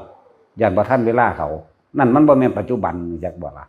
มันไปอดีต แล้วมันก็แต่งไปอนาคตตัวนั้นน่ะนัดกันไว้อุ้ยท่านบ่เนาะกูนี่เห็นบ่ล่ะแล้วสั้นแล้วนั่นแหละพบเกิดอย่างเท่าล่ะนี่พบถือคมใบมันก็คอยรู้ท่านความคิดมันก็คิดบ่ได้ตอนนี้คิดนั่นแหละ จริงๆมันบ่ได้ลึกล้ำอีหยังอยู่ไสหรอกเด้อปฐมฌานทุติยฌานก็ได้การแล้วนาถ้าตติยฌานหมายถึงค่อยรู้ความคิดตัวนี้ตัวที่3นี่ปฐมฌานเป็นผู้มีสติรู้อยู่หายใจเข้ายาวก็รู้หายใจออกยาวก็รู้ปิติเกิดมีเอิ้นว่าปฐมฌานนี่เป็นการพักจิตคือพักความคิดเด้นี่จากบ่ล่ะพักความคิดแล้วเอามาไว้กับความรู้สึกที่เกิดในระหว่างอาการปิติต่อมาเฮ็ดตัวนี้ชินชำนาญแล้วยืนเดินนอนนั่งชำนาญแล้วต่อมาเนี่ยเฮามารู้ในขณะที่เฮาทำงานในปัจจุบันขณะคือเฮากินข้าวก็ฮู้ว่ากินข้าวอาการปิติมันเกิดนี่เป็นฌาน2แล้วเข้าใจบ่มันอยู่ในเวทนาเลยนี่เวทนานะนี่มันอยู่ในนี่แล้วนี่ต่อมามันชินเข้าไปอีกอาการปิติหายไปเหลือแต่ความอิ่มบัดถ้าเบิ่งความคิดมันไหลคิดเหมือนกันแต่ไม่เป็นผู้คิดความคิดมันถูกรู้เข้าใจบ่ล่ะมันก็ละอุปทานละ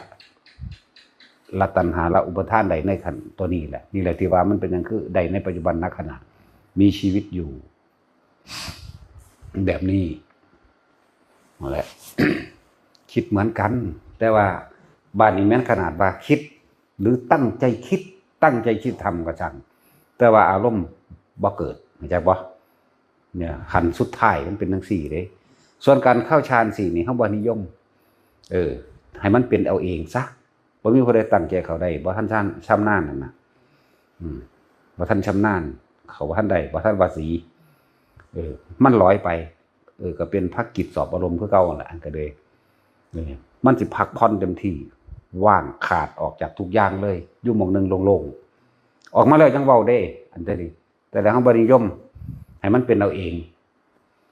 ถ้าทุกคนมีสติรู้อยู่ในปัจจุบันขณะนี่ดีกว่าอีก บ่ได้ไปลึกปานนั้นดอกบ่ได้ลึกคักปานนั้นต้องได้ฌาน4ทุกคนก็บ่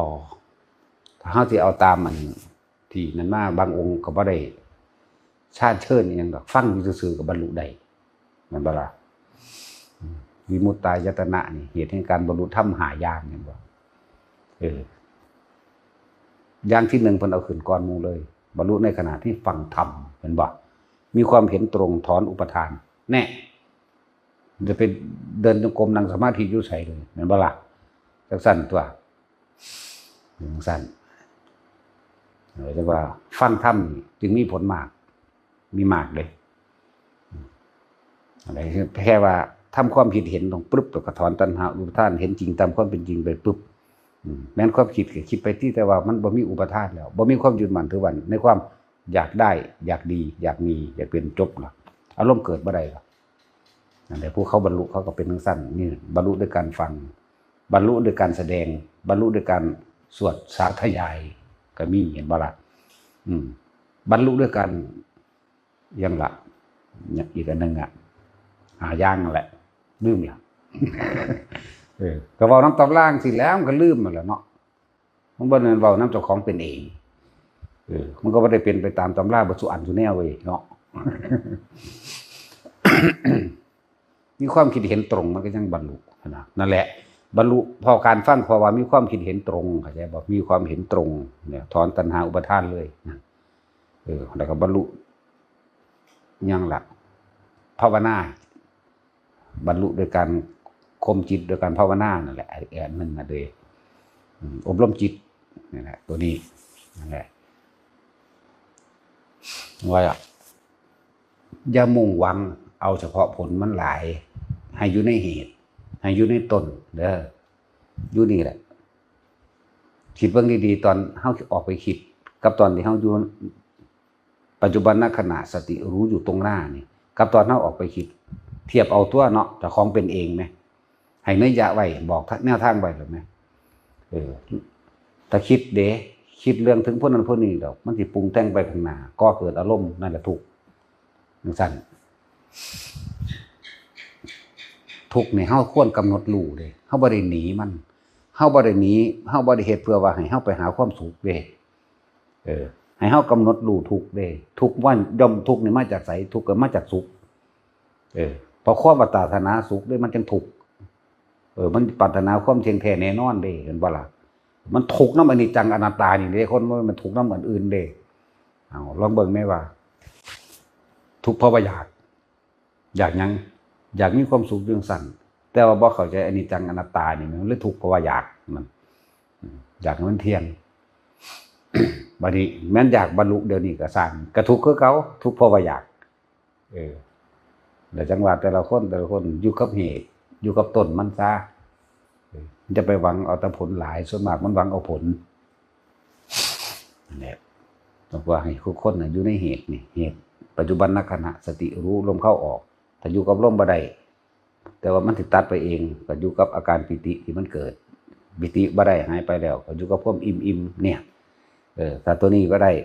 มันก็กลับไปคำว่าบ่ได้บ่แม่นว่าบ่ได้มันได้อยู่แต่ว่าสลับรู้จักบ่สลับแนวเฮ็ดตัวฟันใหม่อยู่ตรงหน้าพลิกข้างนั่นพลิกข้างนี้เฮ็ดจังได๋สิขาดเร็วจังซี่แหมนี่เอิ้นว่าปัจจุบันตรงหน้าเด้จักบ่ล่ะสติสัมปชัญญะรู้สึกตัวพร้อมในปัจจุบันขณะแห่งการงานสัมมากัมมันโตการกระทำโดยชอบธรรมนี่แหมมันทำปุงๆอยู่นี่แหมตัวนี้ล่ะนั่นแหละเฮ็ดหยังอยู่ตอนนี้ก็ให้รู้ว่าเฮ็ดหยังอยู่ตอนนี้นี่แหมบ่แม่นเฮ็ดปอกๆอยู่นี่แต่ว่าความคิดไปคิดหม้องอื่นเข้าใจบ่บาดนี่เข้าใจว่าแท็กซี่ขับรถนี่มันความคิดอยู่ทั่วทีบเด้คนบ่ได้อบรมภาวนาบ่คนบ่ได้คมจิตแม่นบ่ขับรถพูนไปฮอดจุดหมายแล้วก็ปรุงแต่งเรื่องแล้วบักนั่นสิอยู่บ่นออีนี่สิอยู่บ่นอไปเว้าดังซั่นจังซี่แล้วมันสิเฮ็ดจังได๋นอถ้ามันวางซั่นกูเฮ็ดจังได๋นอพวกน่ะเห็นบ่เกิดได้นั่นน่ะพบเป็นแบบนั้นถ้าปัจจุบันขณะตรงหน้าก็นี่นะเลี้ยวไปทางหน้านี่นะเลี้ยวเบิ่งไฟเลี้ยวเบิ่งกระจกซ้ายมั่งเลี้ยวเบิ่งกระจกขวามานี่แหม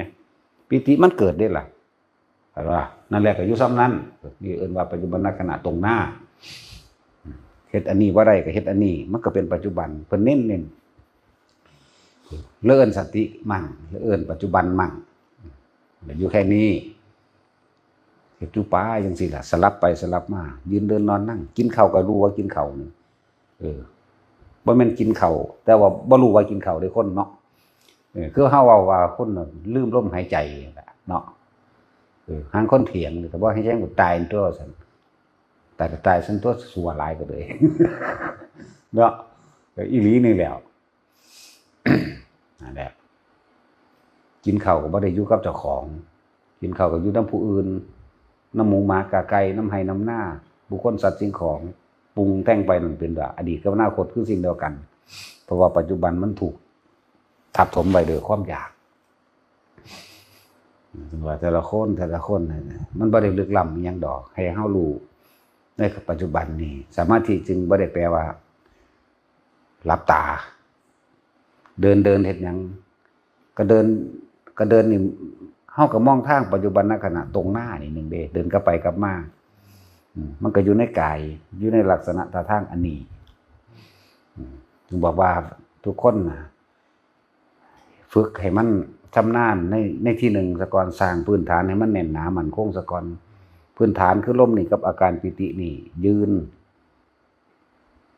ก้มลงปั๊บเป็นปั๊บ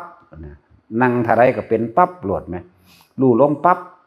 ตัวอุณโลมปิติขึ้นปั๊บเลยเห็นไหมท่านี่ไหมตอนที่เฮาลมกับปิติมันคู่กันโดดคู่กันเลยแค่ก้มลงปั๊บก็เป็นปั๊บเลยนี่นะเลยว่าให้ฐานมันคงยืนเดินนั่งนอนนี่มันคงแล้วไว้ในปัตตมฌานที่หนึ่ง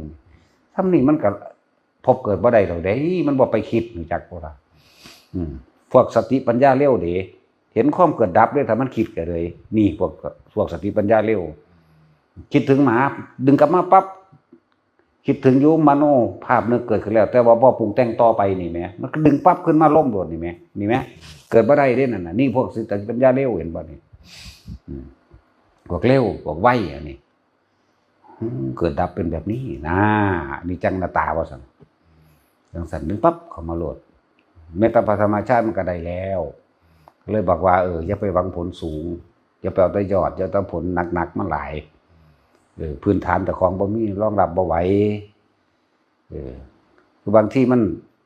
สงบชั่วขณะพับลงมาเนี่ยก็เห็นอารมณ์แห่งพระนิพพานแล้วนี่แหละเพราะว่าเจ้าของบ่หนักแน่นเพราะมันเลยรักษาไว้บ่ได้เข้าใจว่าล่ะ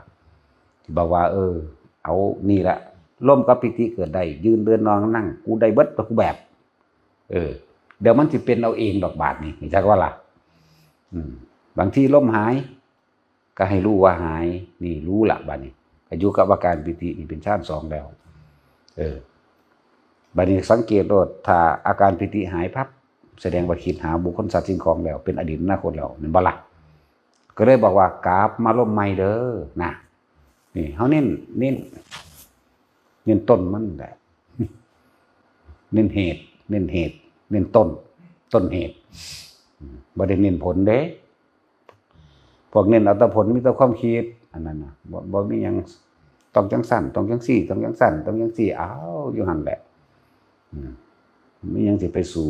รู้สึกตัวทั่วพร้อมทุกขณะบ่คำว่ารู้สึกตัวทั่วพร้อมทุกขณะมันสงบมันเป็นสมาธิแล้วฌานหรือสมาธิล้วนแล้วแต่เป็นบันไดแห่งการเห็นคือปัญญานั่นเองจากว่าล่ะเห็นความจริงเห็นจริงตามความเป็นจริงเห็นหยังเห็นความเกิดเห็นความดับเห็นอนิจจังเห็นทุกข์เห็นอนัตตานั่นแหละเห็นตัวนี้พวกนี้ล้วนแล้วแต่เป็นอุปกรณ์คือกันล่ะกับปัญญาคนเฮาฟังแล้วจังเกิดแม่นบ่เกิดความเห็นต่างแม่นบ่ปัญญาเมื่อมีความเห็นต่างแล้วจากตะเกาที่ตะของมีความยึดมั่นถือมั่นอยู่ในอย่างหนึ่งเนาะเข้าใจว่าอันนั้นถืออันนี้ผิดวันนี้เมื่อฟังธรรมแล้วมีความเห็นต่างจากเก่าที่ตัวเองเป็นอยู่มีการเปรียบเทียบก็เลยเกิดคำว่ารอบรู้ในกองสังขารรอบรู้ในสิ่งทั้งหลายทั้งปวงที่มันเกิดขึ้นนี่รอบรู้ในสิ่งทั้งปวงเกิดขึ้นบัดนี้ก็มีความเห็นตรงกับหยังตรงกับประสบการณ์จริงในชีวิตจริงของตัวเองมันเป็นคือเพิ่นว่าเนี่ยมันเป็นแบบนี้เนาะนี่ก็ตรงละเมื่อมีความเห็นตรงแล้วว่าคนเฮาทุกข์เพราะความคิดนะเนี่ยเวลาใดเฮาคิดบุคคลสัตว์สิ่งของทุกข์บ่ปรุงเฮ็ดหยังอยากให้มันเป็นจังซั่นอยากให้มันเป็นจังซี่อย่างนั้นได้จังซั่นจังซี่แม่นบ่เนี่ยมีความเห็นตรงก็เลยมาควบคุมได้มั้ยควบคุมความคิดเจ้าของอย่าเพิ่งให้มันไปไสให้มันหยุดคิดได้ซะก่อนหยุดคิดแบบบ่คิดบ่ทันได้ถึงขั้นว่าไปเห็นความคิดหยุดคิดโดยเอาหยังเอาลมหายใจเป็นเครื่องหล่อเนี่ยเมื่อหยุดคิดแบบเอาลมหายใจเป็นเครื่องหล่อบ่มีความคิดแล้วปัญญาสมาธิจึงเป็นอุปกรณ์เทศให้เฮาเป็นคนมีศีลเองนี่แบบนี้ปัญญาสมาธิศีลโดยทฤษฎีและหลักการศีลสมาธิปัญญารักษาศีลเลยมันยากเพราะว่าคำว่าศีลจริงๆน่ะคือบริสุทธิ์เราต้องยอมรับด้วยความจริงกับเจ้าของเองเด้สัจจะเด้สัจจะคือความบริสุทธิ์ใจกับเจ้าของเองเด้ถ้าจิตยังมีความคิดอยากขาแม้เพียงนิดหนึ่งน้อยหนึ่งเนี่ยแม่นมือมันปากบ่ว่าขากระสานความรู้สึกในใจของเจ้าของยังขาอยู่นี่ไหมมันท่านได้เป็นศีลเด้บ่ท่านเป็นปกติจิตเด้ศีลคือความเป็นปกติที่ไม่คิดไม่นึก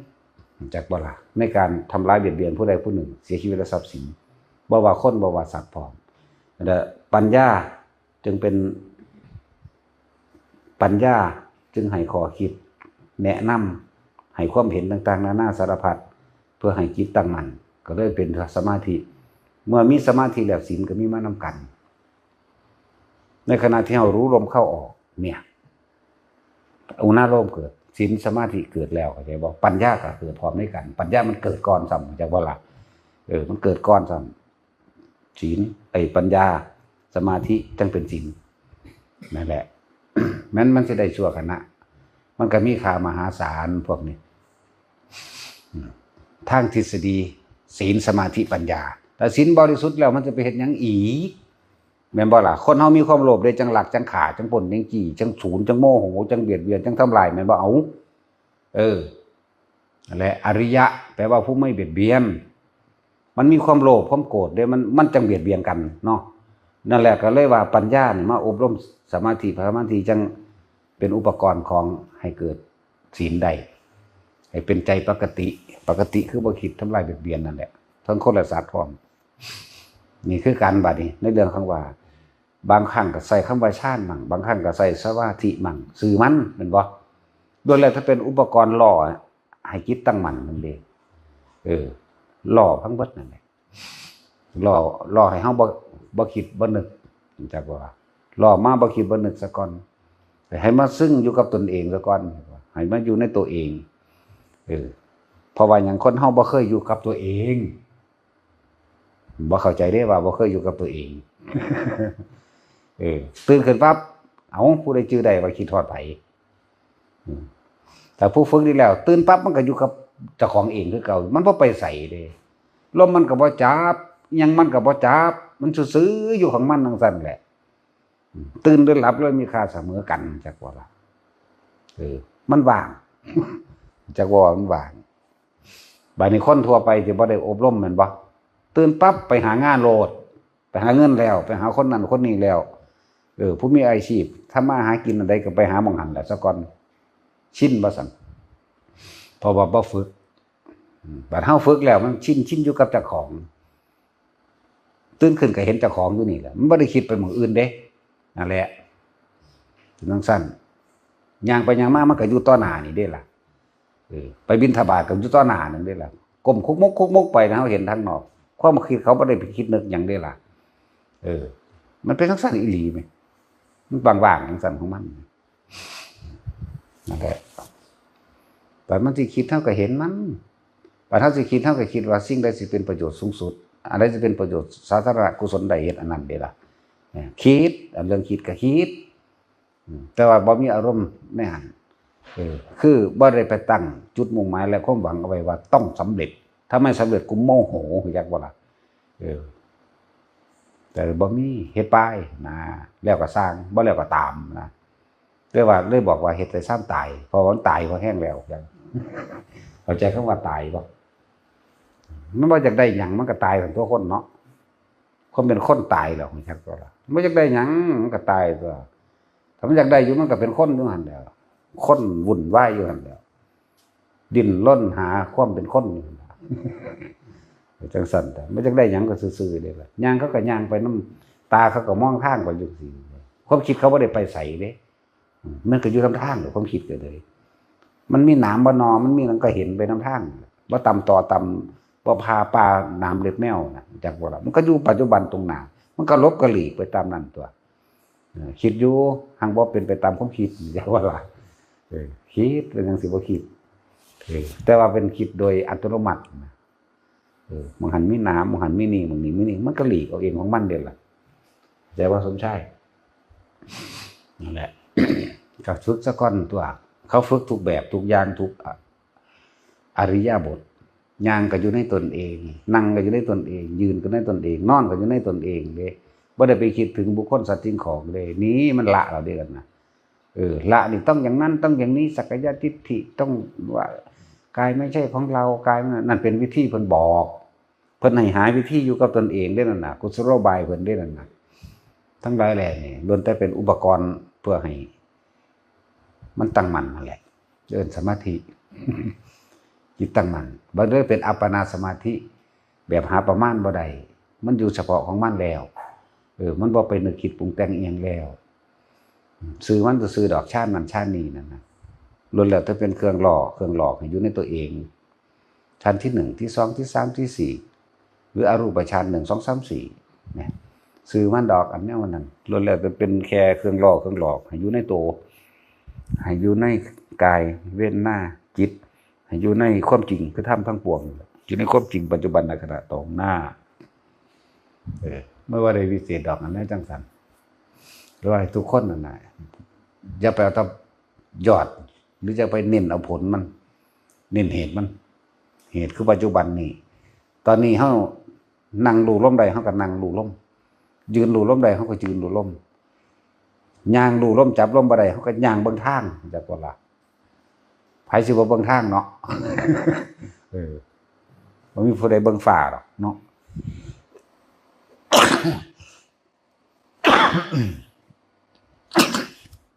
ความคิดนี่แม่มันอยู่ตัวนี้เด้เบิ่งทางอยู่ในทางนี่แหละ ย่างไปพุ่นย่างไปพี่ขึ้นภูเขาสิมองหันมีหนามมีเหนือมันก็รอดไปอัตโนมัติของมันดอกมีหนามมีหินมันก็ก้าวคุณก้าวพี่สิล่มหรือว่าล่มมันก็เป็นของมันเองดอกมันอยู่ในปัจจุบันตรงหน้านี่เป็นปัจจุบันแล้วเป็นสติแล้วเป็นสมาธิแล้วนี่แหละบางคนย่างนำทางความคิดอยู่หม้องอื่นนั่นบ่ล่ะกินข้าวกับความคิดอยู่หม้องอื่นอันนั้นล่ะเพิ่นบ่ได้เอิ้นปัจจุบันมันก็เลยเอากายเป็นเครื่องล่อแล้วก็ล่อย่นย่อลงเข้ามาอีกก็เลยเอาลมหายใจเพิ่นได้มีเรียกว่ารู้สึกตัวพร้อมทุกขณะปัจจุบันนขณะเป็นผู้มีจิตตั้งมั่นถ้ามันตั้งมั่นแล้วมันก็เป็นอัปปนาสมาธิเป็นหาประมาณไม่ได้นั่นแหละบางคนก็มาเถียงว่าสมาธิหรือพระพุทธเจ้าอานาปานสติไม่ใช่เครื่องตรัสรู้จังซี่นะมันเป็นกุศโลบายให้มันอยู่กับตัวเองแล้วมันสิเห็นดอกตัดบ่ตัดก็สร้างดอกกันแต่ต่อไปถ้ามั่นโลดบ่มีกฎตายตัวก็แล้วกันนะการบรรลุธรรมบางคนฟังธรรมสั้นๆสัพเพธัมมานารังพินิเวสยะคือบรรลุโลดบ่เป็นว่าสิเป็นนั่งสมาธิเด้ตายตัวบ่ล่ะเนาะจังซั่นแล้วบางคนเดินจงกรมจนว่าตีนแตกพระยังล่ะเพิ่นมีคนอยู่ฝ่าเท้านะเลือดอาบท่างอยู่พุทธเจ้าโหได้มาขาควายอยู่นี่ว่าซั่นนะจังซั่นก็มีเห็นบ่นี่มันเริ่มตายตัวได้ล่ะจังซั่นแหละบางคนมีความเพียรบางคนก็คือว่ามันบ่ตายตัวละ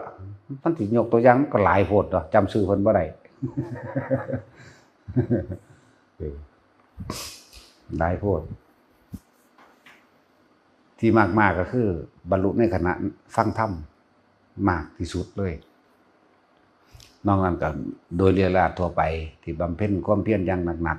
ๆจะว่าเลือดแตกก้นแตกก็ว่าไป จนตาแตกพระจักขุบาลเนี่ยเอาจนตาแตกเพิ่นรักษาสติคือเพิ่นบ่ยอมหลับเด้มันเป็นธรรมดาเด้เขาเจ้าเล็งเอา3 เดือนตาแตกพร้อมกับบรรลุพร้อมนะเรียกว่าจักขุบาลจักขุแปลว่าตาปาละแปลว่าแตกแปลว่าทำลายตาแตกเพิ่นจักซื้อว่าจังได๋ดอกซื้อกิ่งๆเพิ่นน่ะเนี่ยมันเป็นฉายาเพื่อเว้าให้คำว่าฉายาก็มันฉายาทั้งพระดอกบ่เป็นนิมิตหมายมันจำง่ายซื่อๆว่าจักขุบาลเพิ่นบ่ได้ซื้อว่าจักขุบาลซื้อว่าอะไรลืมแล้วพระตาแตกพร้อมกับบรรลุอรหันต์เพิ่นบ่ยอมนอนเด้เพิ่นสิตั้งสติจากว่าเพิ่นเข่งเพิ่นเร่งเอาคาโคตรบ่ปล่อยโดยธรรมชาติเพิ่นเร่ง มันมีอริยบทของเพิ่นยืนเดินนั่ง3อย่างบ่นอนอยากว่าล่ะแต่ก็ควบคุมบ่ให้ตา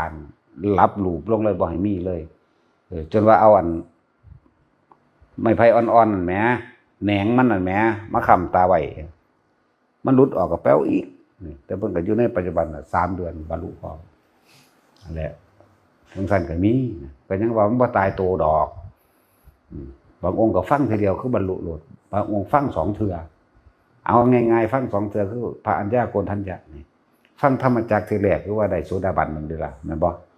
ฟังเทื่อที่2ฟังอนัตตลักษณสูตรบรรลุอรหันต์แล้วพวกนั้นบ่บรรลุหยังได้บัดนี้แต่ว่าพวกอาจารย์คนจะว่าปะพัทยมหานามอัสสจินะบ่ได้บรรลุหยังได้ฟังทีแรกแม่นบ่ฟังธรรมจักรบ่บรรลุหยังแต่ว่ามาฟังอนัตตลักษณสูตรบรรลุอรหันต์พร้อมกันกับผู้นี้แน่ท่านแล้วเทวดา18 โกฏเขาก็บรรลุข้างบนนั่นแหละทั้งสั้นแล้วเขาสะสมไปก่อนจังซี่แหละอันนี้แหละคือว่าตายแล้วตกข้างไปเวลาพระพุทธเจ้าเพิ่นแสดงธรรมมันก็ทรงพระญาณโดยกระแสเสียงของเพิ่นเองนั่นแหละไป พวกนั้นก็เคยทำมาแต่สมัยเป็นมนุษย์แล้วได้ตกข้างแต่ว่าเลยฟังทีเดียวปุ๊บบรรลุเลย18 โกฏนั่นหมายถึงอรหันต์18 โกฏแล้วอนาคาสกิทาคาและโสดาบันนับประมาณบ่ได้เด้นั่นน่ะจักบ่ล่ะแต่สิเฮาสิเทียบให้มันมีในตำราผู้มักตำราก็ไปอ่านเอาตัวแม่นหรือบ่แม่นก็ดี เฮาก็บ่เห็นเนาะ คือจังซั่นแล้วบ่คือพุทธเจ้าองค์อื่นๆองค์อื่นๆสว่าเพิ่นแสดงธรรมจักรจบปั๊บเทวดาเนี่ยบรรลุธรรมนับประมาณไม่ได้ก็มีนับประมาณได้ด้วยการโดยให้ค่าเป็นโกฏก็มีบัดนี้จังซี่แล้วว่าที่โสดาสกิทาคาหรืออนาคามีบ่ล่ะมีจนว่าเพิ่นว่านับประมาณไม่ได้พุ่นล่ะคือพวกเฮาได้ยินได้ฟังไว้นั่นแหละที่เราไปตกข้างในพรหมมั่งตกข้างเทวดาสนันสนีมั่งนะที่มันมีเคยได้เป็นได้ไว้แต่เป็นมนุษย์แล้วนี่แหละแล้วมันไปต่อข้างบนเอาที่เอิ้นว่าต่อข้างบนพระพุทธเจ้าเวลาเพิ่นจะกำหนดจักว่าล่ะที่บ่เป็นไปตามญาณบ่เป็นไปตามสิ่งที่รู้แล้วก็บ่มีสิ่งใดขวางพระญาณของเพิ่นได้มีอำนาจวรณะญาณไม่มีผู้ใดขวางญาณของเพิ่นได้คือเพิ่นสิส่งกระแสเสียงออกไปมันบ่มีประมาณเลยก็ได้หรือไปกำหนดไว้ก็ได้เอาแค่ว่าแสนโลกธาตุเด้อก็ได้นะนั่นแหละเพิ่นเทศออกไปปุ๊บเพิ่นก็ได้ยินแล้วก็แม่นล่ะบรรลุไปโสดาสกิทาคาอนาคานับประมาณว่าได้แต่ว่าอรหันต์เพิ่นแค่ประมาณไว้ให้18โกฏนั่นแหละเป็นสั้น บัดนี้ซื่อๆมันบ่บรรลุเด้ถ้าบ่ได้ไว้ตอนเป็นมนุษย์เห็นบ่มันบ่ตายจิตบ่ตายนี่จิตมโนวิญญาณมันบ่ได้ตายตัวนี้มันยังมีอยู่ตอนที่เขายังเป็นเทวดาเข้าใจบ่ล่ะนั่นแหละเขาก็ฟังเพราะเขาจำได้มโนคือจำนั่นแหละสิมากตายตัวว่ามโนไม่ใช่จำนะก็ว่าบ่ได้อีกจักว่าอยู่ในเดียวกันนั่นแหละภาพนึกจังซี่ก็บ่ตายตัวแค่ว่าสื่อสารออกมามันเข้าใจซื่อดอกพวกถ้าเถียงก็เถียงอยู่หั่นน่ะ คือบ่เถียงแต่ของบุเนาะต้องดักไว้ก่อนเด้อว่าซั่นมันสิว่าสร้างโคตรแมงแบบว่า นางด่าก็เก่าอีกพระบ่ดีจักว่า ปากเว้าก็บ่ม่วนอีกก็บ่แม่นหมอลำเนาะบ่แม่นวงคาราบาวเด้ ก็มันหินเหล็กไฟ บ่แม่นลอสจวดเลยก็จังซั่นแล้วนั่นบ่ล่ะจังว่าแต่ละคนมันบ่มีหยังตายตัวดอกในการสิบรรลุฉะนั้นสิ่งที่สังสมได้ดีที่สุดก็คือสุตตมยปัญญาเกิดจากการได้ยินได้ฟังเด้อได้ยินได้ฟังมันก็สังสมไปเรื่อยแม้นยังก็สร้างคนทั้งหลายนี่มืดมนอนตการถ้าผู้ใดนำเอาธรรมมาเป็นที่พึ่งตัวเองแล้วจะมีทางออกเด้อมีทางออกเหมือนความมืดแต่ว่ามีปลายอุโมงค์แต่ว่าไกลลิบลี่แต่ว่าเห็นแสงอยู่ก็พุ่งไปตามแสงนั่นแหละนี่คือธรรมะ นั่นแหละถ้าคนผู้ใดก็แล้วแต่ถ้าเอามาทำเป็นที่พึ่งเนี่ยหนทา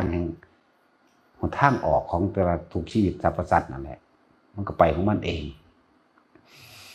สัตว์แท้ๆมันก็ยังสามารถไปสวรรค์ได้สัตว์แท้ๆยังสามารถเป็นพรหมได้เด้มันมีอยู่ว่าศาสนาจากว่าล่ะเฮาเข้าใจว่ามันบ่มีที่จริงมันมีเด้แต่ว่าวิบากกรรมที่มันเป็นตกเป็นหมูหมากาไก่เป็นสร้างเป็นนกเป็นนั่นเป็นนี่มันเป็นการรับผลแค่นั้นน่ะที่สุดท้ายมันรักษาบ่ดีซื่อๆฉะนั้นพวกเฮามีโอกาสรักษานี่คือว่ารักษาให้มันชินไว้ตัว หมาเป็นพรหมก็มีเป็นจังซี่บ่มีนอนเบิ่งพระพุทธรูปรับตายไปซ้ำพุ่นไปหูเมื่อเป็นพรหมเฉยเห็นบ่นี่แหละธรรมะคือความจริงและบริสุทธิ์จริง ความจริงโดยความบริสุทธิ์ของไผของมันบ่ได้เกี่ยวกับคำว่าศาสนาพุทธคริสต์อิสลามฮินดูซิกมันบ่ได้เกี่ยวกันเด้ถ้าผู้ใดมีจิตตั้งมั่นในความสงบใดในระดับนั้นระดับนี้มันก็เป็นไปของมันโดยธรรมชาติเด้มันบ่ได้เป็นบ่มีผู้ใดเป็นเจ้าของได้อันธรรมะนี่จักว่าล่ะนั่นแหละ บ่มีผู้ใดเป็นเจ้าของว่าเฮ็ดจังซี่จังสิได้โสดาสกิทาคาอนาคาอรหันต์เด้มันบ่มีดอกเฮ็ดจังซี่เป็นธรรมชาติของมันแบบนี้มันก็ย่อมเป็นไปของมันแบบนี้คำว่าเห็นตถาจักว่าล่ะเดี๋ยวก็เข้าใจซับนั่นซับนี่อีกแหละเดี๋ยวก็พากันเป็นบ้าน้ำบาลี่อีกละเนาะว่าง่ายๆเนี่ยบ้าอยากเอากันใดพวกพี่บ้านั่นแหละอาจจะว่าเฮ้านี่เน้นเหตุ เน้นต้นจักบ่เน้นผล เน้นลมเข้าออก เน้นจุดอุณาโลมนี่คืออาการปิติแล้วถ้าลมหายไปก็อยู่ในปัจจุบันขณะรู้สึกตัวเนี่ยเอาอาการปิติมาเป็นเครื่องยืนยันว่าเป็นผู้อยู่ในฌานบ่ห่างจากฌานถ้าเว้าของพระพุทธเจ้าของเว้าหน่อยตัวมีความสงบไปเพียงชั่วขณะนัดข้อมือเดียวพะนะเรายังกล่าวว่าเป็นผู้ไม่ห่างจากฌานแม้จะตายด้วยการหลงลืมสติเขายังมีโอกาสที่จะได้เข้าสู่พรหมปะนะอุ้ยก็หน่อยโพจะเข้าขางเขาหลายอย่างไรรู้สินั่นสั้น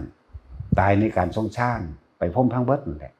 แต่วันนี้มันบ่ทรงแต่ว่าเคยเฮ็ดไว้ได้มือหนึ่ง3เทื่อเพิ่นว่ามือหนึ่ง3เทื่อครั้งละนานเท่าไหร่วันนี้ครั้งละชั่วขณะรัดข้อมือเดียวชั่วขณะเหยียดแขนออกคู่แขนเข้านี่แหมวันละ3เวลานั่นแหละแม้นเขาตายนั่นยังเข้าสู่หมู่พรหมได้บ่ทันได้เอิ้นอริยะเด้อย่าพึ่งว่าเด้อันนั้นสามพรหมจักบ่ล่ะเป็นจังซั่นแต่สิต่อข้างบนหรือว่าต้องข้างบนก็เรื่องของเจ้าอันนั้นต่างหากแต่ว่าเฮาอยู่ในเขตของพุทธศาสนาแท้ๆมันสิไปไสวะจักบ่ล่ะพรหมที่บ่ได้ฟังธรรมจักบ่ที่บ่ได้ฟังธรรมอริยสัจสี่หรือบ่ได้ฟังธรรมอนิจจังทุกขังอนัตตาปฏิจจสมุปบาทเหล่านี้ส่วนมากตายแล้วลงนรกจักบ่ล่ะเทวดาที่บ่ได้ฟังสิตายแล้วลงนรกส่วนมากเลยว่ามันส่วนน้อยที่มาเกิดเป็นคนยากคือหยังนี่คือเต่าตาบอดน่ะ100 ปีโผล่ขึ้นมาเดือนนึงพอดีเฮ็ดอันนึงหัวตุปั๊บเข้าจังซี่แม่จังสิได้เกิดเป็นคนนี่ป๊าดโธแต่ว่าจริงบ่ล่ะพวกเจ้าว่ากำเนิดที่อย่างสังเสชะนี่นั่นแหละความคิดมันสกปรกอยากบอกแต่เรื่องอยู่ในถ้าเฮาอันเบิ่งในอันก้นทะเลเลิกๆเด้ออันพวกอันคือนั่นแหละสังเสชะอีกอันนึงแต่ว่ามันคนบ่ค่อยเห็นคือกันก็เลยบ่ค่อยเว้ามันบ่ล่ะถือว่าเป็นคือพืชนี่หั้งบ่แม่นเป็นสัตว์นั่นจังซั่นแล้วบ่มีหูบ่มีตายังซึมกินโดยแบบนั้นแหละมันจะสิไปเทียบจังได๋เว้ยอันตัวน้ำแองน้ำนะมันชื่อว่าจังได๋แมงหัวคอนมันคือหัวเป็นคือคอนหัวดำๆนี่แหมเป็นหัวดำๆยาวๆยืดๆถ้าเอาอันแนวไปขีดปั๊บก็ขาดเครื่องก็ขาดเด้นี่แม้นั่นแหละสังเสชะเกิดดำตะไคร่น้ำมั่งเกิดในน้ำเน่าน้ำเสียนั่นแหละแล้วเกิดใต้พื้นทะเลมากที่สุดยากขนาดเด้ออย่าลืมเด้อมันมืดขนาดนั้นเด้อันพวกมืดมนอนตการบ่จักเลวบ่จักส่วนนั่นน่ะมันจักไปเห็นแก่กินแก่ได้ซึมซาบเอาแต่ส่วนโตเห็นแก่ตัวต่อของเองมันดำมืดขนาดนั้นแล้วมันไปเกิดอยู่ในลึกๆในใต้ทะเลพุ่นน่ะคือว่าเราบ่เห็นน้ำกันเนาะนี่ภาษาสำนันมันเห็นเบิดนั่นแหละมันเป็นสั่น มันเป็นเงียบหยาบขาวๆใสๆอย่างสินะคืออย่างนั้นแม่งกระพุ่นอย่างสินะมันซึมจากเข้าไปติดน้ำเศษฝุ่นอะไรอันหนึ่งได้นั่นแต่ก็จังคอยไงยั่วมานั่นนะทั้งสัตว์ละสังเสชะเกิดโดยกำเนิดแห่งสังเสชะเกิดในตะไคร่น้ำมีเพิ่นเทียบพ่อให้เฮาเห็นว่ามันหยังซื่อๆได้แล้วนะไปตามฝุ่นไปตามอย่างที่ความมืดความดำความหนาหลายคักมันธรรมดาเลยนี่คือพวกในพื้นทะเลก็ดีบัดนี้พวกอยู่ในดินอีกเว้ยธรรมดาเดียวแล้วก็ที่เฮาเห็นอีกน้ำเนาๆนั่นน่ะเป็นเส้นๆขึ้นมาเลยก็มีเด้เป็นคือพยาธิเส้นได้นะเป็นเส้นๆเลยเนี่ยทั้งสั้นก็มีเลยเอาแนวไปขีดเบิ่งเปื่อยโลดออกโลดเป็นสั้นหลายอย่างนับประมาณบ่ได้ดีกว่านั่นแหละจังซั่นแล้วยังไดมึงสิมาได้เกิดเป็นคนจังซั่นยังไดมึงสิไปได้ฟังธรรมยังไดมึงสิเห็นพระยังไดสิเปลี่ยนความคิดได้แม่นบ่ล่ะจังซั่นแล้วเกิดเป็นหมายังว่ามีโอกาสอยู่เด้ยังเดี๋ยวเห็นพระเห็นหยังอยู่แต่ว่าไล่เสือกไล่กัดพระอีกช่วยเข้าไปอีกหลายกว่าเก่าอีกเห็นว่าหมาเป็นบ้าหมูอยู่ดีขี้เหี้ยนก็ขี้เหี้ยนจังแม่นอีหยังเป็นนก เป็นสัตว์เดรัจฉานที่ได้เห็นสิ่งจังซี่มันยังพอไข่อยู่นะแต่ว่าตัวนั้นดำมืดอีหลีว่าธรรมดาตาก็บ่ได้มีเด้ซึมซับอาหารโดยการนั่นแหละซึมเอาของเน่าของเสียนั่นแหละซึมแล้วค่อยใหญ่ขึ้นเมื่อสิ้นอายุก็เป็นไม่อีกก็มันบ่ได้ไปเห็นหยังฮู้จักว่าล่ะหมายังว่าได้เห็นพระมั่งไก่มื้อนั้นก็ยังว่าได้เห็นพระมั่งถึงสั้นเดียว บางประเภทมาจากไก่ก็มีเด้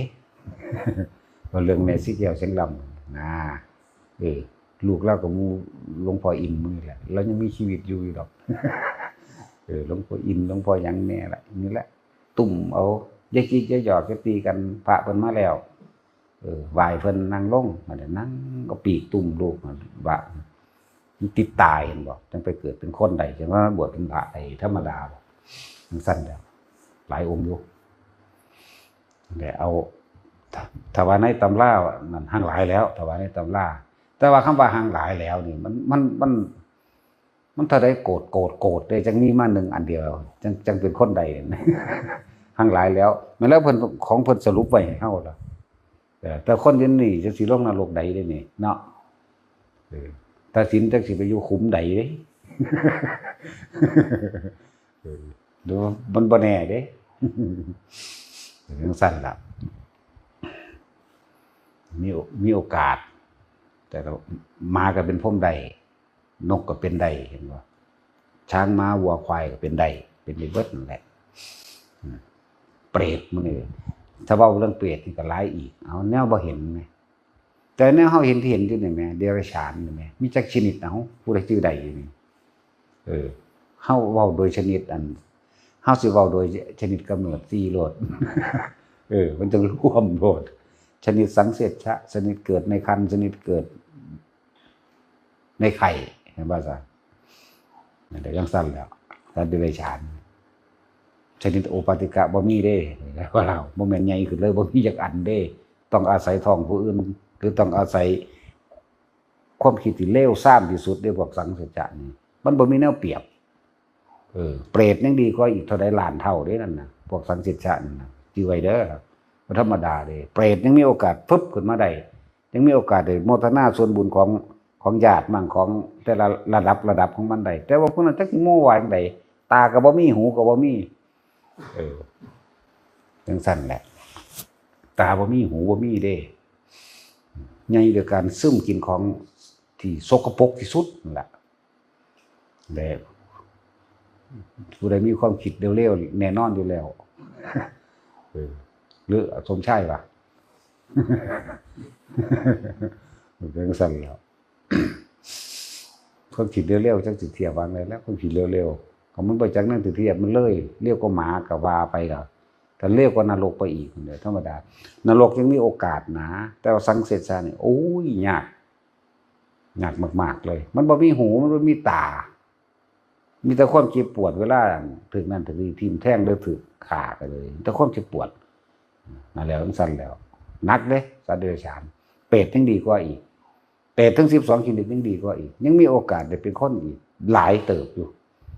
แต่ว่าอันนั้นจักยังไม่ได้โอกาสแล้วจังว่าเต่าตาบอด100 ปีขึ้นมาบ่ปุ๋งขึ้นมาเนี่ยมันจังไดมันสิไปฝึกกล้องไม้ไผ่อันใดเด้ซั่นมึงโพซุมื้อโลดวะ คือไปเจ้าพ่อเราเว้าถึงมึงโพซุมื้อโลดวะมึงสิไปฝึกต่อเต่ากับเต่าตาบอดพร้อมแต่มีตายังว่าสิใส่หาอยู่เนาะเดี๋ยว42 แสนโยชน์อันน้ำที่มันห่มเข้าใจบ่ล่ะน้ำห่มอันนี้ไว้โลกเต่าที่อยู่ในดินตัวนั้นนะอันกล้องซ้ำนี้นี่แหมโอ้ยความกว้างของยาว42 แสนโยชน์แหมคูณเอาทำไมคูณเบิ่งตัวเป็นจักกิโลในความกว้างความรอบของมันนั่นน่ะเป็นจักกิโลเต่านั่นจักสิอยู่ไสกล้องไม้ไผ่ก็จักสิอยู่ไสนี่แหละโอ้ยกูเงิดหลายไอ้มึงตาดีก็ไส้พอหารวดหน้ามึงต้องอยู่ไสเลยเนาะตาไส้หาอยู่สั่นก็โอ้ยจังสิอยู่ไสจังว่านี่ว่าเงิดหลายแต่เพิ่นเทียบถูกได้บัดนี้สังเสชจะเอาก็นับบ่ได้หรอกแหมเราเดรัจฉานอย่างอื่นได้บัดนี้บ่อีกนี่แหละเราเปรตอีกนับก็บ่ได้นรกก็นับบ่ได้อีกเลยแหมจังซั่นแล้ว อย่าลืมแม้แต่เทวดาก็ลงนรกบ่อึดเอาสิว่าสิได้เกิดเป็นคนก็ยังยากคือกันเด่นกันเลยพรหมสิว่าสิได้เกิดเป็นคนก็ยังยากอีกเบิ่งเด้เอาบ่ได้ว่าตั้งแต่แนวเขาเร็วๆจังซั่นเด้แนวดีๆที่เข้าใจว่าพรหมนั่นน่ะจึงได้เกิดเป็นมนุษย์ก็ยังยากเด้อนั่นแหละมันบ่ได้คือพรหมในการได้ยินได้ฟังในอนิจจังทุกขังอนัตตามันบ่คือพรหมที่เกิดโดยพุทธศาสนาเด้ต่างกันอยู่เด้ถ้าเราเอาเรื่องอาราลดาบทและอุทกาดาบทนั่นนะตายแล้วไปนรกเข้าใจบ่นี่นี่อาจารย์ของพระพุทธเจ้าแท้ๆเลยผู้สอนสมาบัติให้สะกิดเพิ่นนิดเดียวอาทิตย์นึงเพิ่นสำเร็จคราวเดียวหมู่นี่ของเก่าเพิ่นมี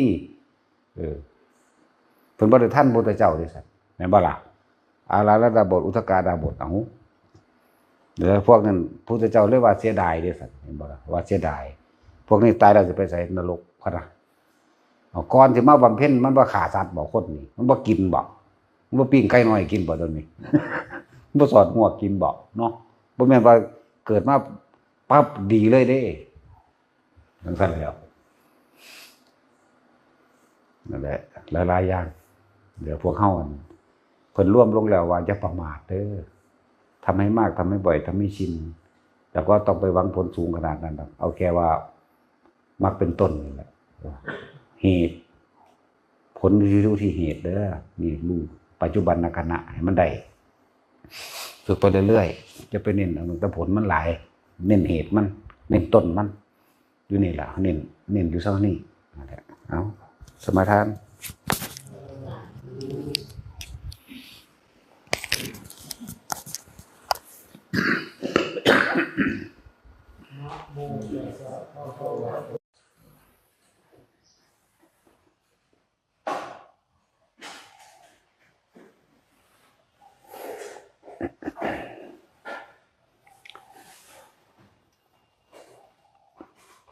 มีหลายคนพยายามที่ทำความเข้าใจแล้วก็คิดว่าสิรู้แจ้งกับอักขระภาษาอันเป็นภาษาธรรมจึงบอกว่าอักขระภาษานั้นเป็นแค่เพียงการใส่เป็นเครื่องมือสื่อสารให้เกิดความเข้าใจซื่อๆเด้ในอักขระในภาษาเป็นความรู้จริงของผู้คนเขาไปถึงแล้วเพิ่นจึงมาบันทึกไว้ให้เกิดแนวทาง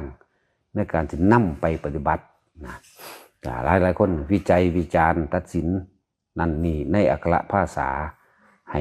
แล้วก็ไปใส่ความเห็นอันนั้นผิดอันนี้ถูกอันนี้จริงอันนี้ปลอมผิดทั้งบัดถามว่าเขาถึงความรู้จริงอันเป็นภาษาหรือความรู้สึกตัวนี้ตั้งหากตัวมันเป็นจริงแท้ๆมันนั่นน่ะเพราะฉะนั้นอย่าพากันงงอย่าพากันเมาอยู่แต่กับคำว่าอักขระภาษาอักขระภาษาธรรมเพิ่นใส่สื่อสารเพื่อให้เกิดแนวทางเพื่อให้เกิดความเข้าใจ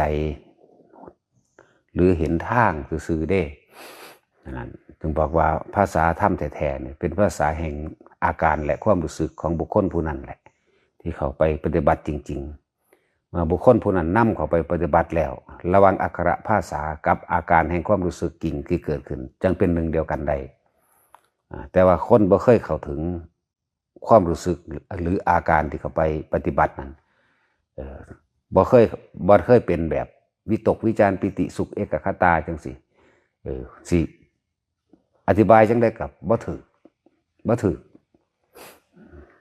เอาแต่ของบ่เคยเป็นจริงเลยว่าบ่ถือและอาการกับความรู้สึกมันคนละเรื่องกันอยู่แต่ว่าถ้าปฏิบัติเข้าไปแล้วนี่จังสิสื่อสารออกมาไปตัวเองสื่อสารก็เลยต้องสื่อสารกันยังยากเลย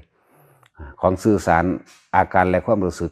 จริงๆกับให้มันเป็นอักขระและภาษานี่โอ้มันยากเลยธรรมดาเด้นั่นแหละบ่แม่นว่าเฮาสิรู้แจ้งโดยการไปวิจัยอักขระวิจัยภาษาและวิจารณ์ยกตัวอย่างเห็นคำว่าเขาบอกอยากให้อธิบายให้แจ่มแจ้งว่าอยากให้อาจารย์อธิบายอย่างแจ่มแจ้งในคำว่าฌานที่1 2 3 4มันสิแจ่มแจ้งได้จังไดมันแจ่มแจ้งไปแห้งแล้วสำหรับอักขระและภาษาที่สื่อสารออกไปนะแต่ แต่ผู้ใดอยากจำแจ้งแล้วก็รู้จริงแท้ๆแล้วต้องเข้าไปทำการปฏิบัติให้มันจริงๆจังที่แจ่มแจ้งได้อย่างเช่นปฐมฌานนี่ฌานที่หนึ่งมันวิตกวิจารปิติสุขเอกคตาเนี่ยคนที่เข้าไปจริงๆคำว่าวิตกนี่คือนึกตรึกอยู่ในลมหายใจเข้าคือเฮาทำกรรมฐานอันใดอันหนึ่งถ้าต้องทำกรรมฐานใดหนึ่งฐานที่ตั้งแห่งการกระทำอันใดอันหนึ่งอย่างใดอย่างหนึ่งเฮาสิเอาอันอานาปานสตินี่วิตกคือหยังนึกตึกตรองอยู่ในลมนี่ลมเข้าลมออกลมเข้าลมออกวิจารประคองเอาไว้ประคองให้อยู่ในความรู้สึกเนี่ยอยู่ในความรู้สึกเลยอยู่ในความรู้สึกลมเข้าลมออกอยู่ในโพรงจมูกตรงนี้ในโพรงจมูกลมเข้าลมออกอยู่ตรงกระดูกอ่อนทั้งในเฮ้าที่มันต่อกันนี่คือวิจารวิตกนึกตรึกตองอยู่ในความรู้สึกนี่ลมเข้าลมออกลมเข้าลมออกมีความรู้สึกอยู่ลมเข้านี่กระดูกอ่อนนี่เนี่ยลมไปแบบนี้ลมออกแบบนี้นี่เอิ้นว่าวิตกนึกตรึกตองอยู่ในความรู้สึกอย่างรู้สึกเย็นหรือว่ารู้สึกอย่างกับตัวเองนั่นแหละสิรู้สึกเองนี่แหละวิตกวิจารประคองไว้อย่าคิดออกไปนะถ้าวิตกวิจารล่ะปิติก็เกิดเท่านี้ปิติเป็นแบบใดบัดนี้หาสิเกิดความรู้สึกหลายๆที่ว่าปิติมันน่ะอย่างเบื้องต้นในหนังสือบอกว่า5อย่างจังซี่นะทีนี้เฮาว่าเทิงหลับตาแล้วลืมตาก็ช่างบัดนี้ปิติที่1นี่เป็นสื่อมั่นเกินว่าขนลุกขนพองสยองก้าวภาษาบาลีบอกว่าขุทธกาปีติเฮานี่ขนลุกหยาบนี่คือภาษาอันสื่อสารแทนแสดงอาการของบุคคลเป็นจริงนี่คือความจริงบัดนี้นี่คือผู้เขาไปรู้ความรู้สึกจริงๆอาการมันจริงๆนั่นแหละขนลุกขนขิ้งลุกว่าทั่วโตก็มีเฉพาะกระงอนขึ้นไปหาหัวก็มีนี่คือผู้เขาไปถึงตัวนั้นจริงๆบัดนี้นั่นเพิ่นเว้าโดยรวมๆไว้ขุทธกาปิติมีอาการขนลุกขนพองสยองก้าวผู้เข้าไปนั่นจังสิหูจักเอาเด้อนั่นแหละ เกิดจากความบ่คิดไปทางอื่นความคิดของเฮาบ่คิดไปทางอื่นเลยวิตกเนี่ยตรึกนึกตึกตองอยู่ในลมเข้าลมออกลมเข้าวิจารประคองไว้ทั้งวิตกทั้งวิจารนี่สิเป็นหนึ่งเดียวกันนั่นแหละดูลมเข้าเย็นเข้าไปนี่โพรงจมูกอันนี้กระดูกอ่อนอันนี้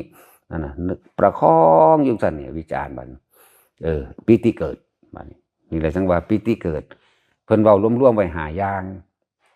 มันบ่ได้เกิดพร้อมกันทั้ง5อย่างดอกสำหรับคนที่กระทำจริงๆจะรู้สึกได้นี่เห็นบ่บ่ได้แม่นภาษาได้บัดนี้เป็นรู้สึกได้ในอาการแห่งความรู้สึกนั่นนั่นแหละจึงบอกว่าภาษาธรรมคือความจริงแท้ๆเนี่ยสื่อสารโดยอักขระภาษายากคนผู้นั้นเข้าไปเนี่ยจังสิเป็นขนาดมีคนความรู้สึกเดียวกันก็ยังสื่อภาษาออกมาต่างกันทีนี้ คือพวกเฮาเว้ากัน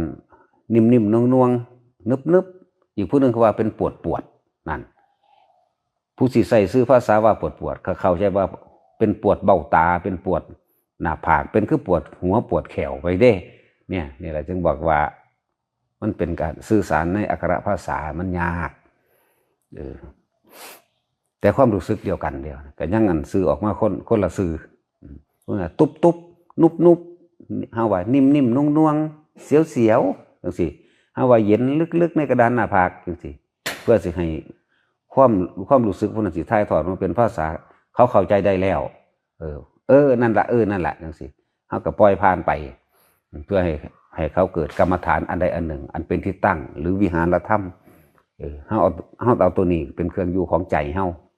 เอาตัวนี้เป็นเครื่องอยู่ของความรู้สึกเฮาหรือวิหารธรรมนี่ก็ภาษาเห็นบ่นี่อักขระและภาษาล่ะอันนี้ที่สื่อสารเพื่อเกิดความเข้าใจว่าอยู่ในความรู้สึกนั่นเด้ออยู่ในลมนั่นเด้อนะจึงบอกว่ามันอธิบายมันก็แจ่มแจ้งเบิดในหนังสือเพิ่นก็อธิบายแจ่มแจ้งแล้วนะ แต่อยากแกล้งอยากรู้จริงบัดนี้ก็ตัวเองต้องลงเองเฮ็ดเองว่าวิตกวิจารปีสุขเอกคตานี่วิตกเฮาเอาอานาปานสติเป็นกรรมฐานแห่งการกระทำของเฮาเองเนี่ยนึกตึกตองในลมเข้าลมออกลมเข้าลมออกเย็นแบบนี้วิจารประคองไว้ปีติเกิดบางคนก็ขนลุกขนพองสยองก้าวนี่บางคนก็อิ่มบัดนี้คณิกะปีติเนี่ยคณิกะปีติอิ่มคือสิให้ได้บัดนี้อึกอักเข้าได้บ่านั่นแหละจิตมันสงบมันได้รับรสแห่งความสงบรสแห่งใดก็สู่รสแห่งธรรมบ่ได้นี่แหละจึงอธิบายออกมายากนี่แหละคือคณิกะปีตินะภารณาปีติบัดนี้ภาษาโยกหน้าโยกหลังโยกซ้ายโยกขวาโยกลึกๆโยกนิ่มๆเนี่ยภาษาบางคนก็ไปเจอแบบนั้นบางนี้โอกันติกาปีติมันต้องก็เห็นความแสงสว่างวาบมาวาบไปวาบมาลอยไปลอยมาอีหยังก็แล้วแต่ที่เป็นแสงชี้ได้ก็แล้วแต่อันนี้เป็นภาษาบางคนก็อุพงคาปีติมีอาการลอยขึ้นมีความรู้สึกว่าลอยขึ้นนี่เป็นภาษาเด้อเกิดสื่อสารว่าบางมันเกิดบ่ได้คือกันนะเฮาก็เลยมีวิธีการว่าเฮาสิเอาเฉพาะจับจุดอุณาโลมที่จริงก็คือเอาปีติมาไว้ระหว่างกลางคิ้วระหว่างกลางคิ้วกลางหน้าผากมันก็ล่ามไปใส่กันก็เรียกว่าคิ้วมั่งว่าหน้าผากมั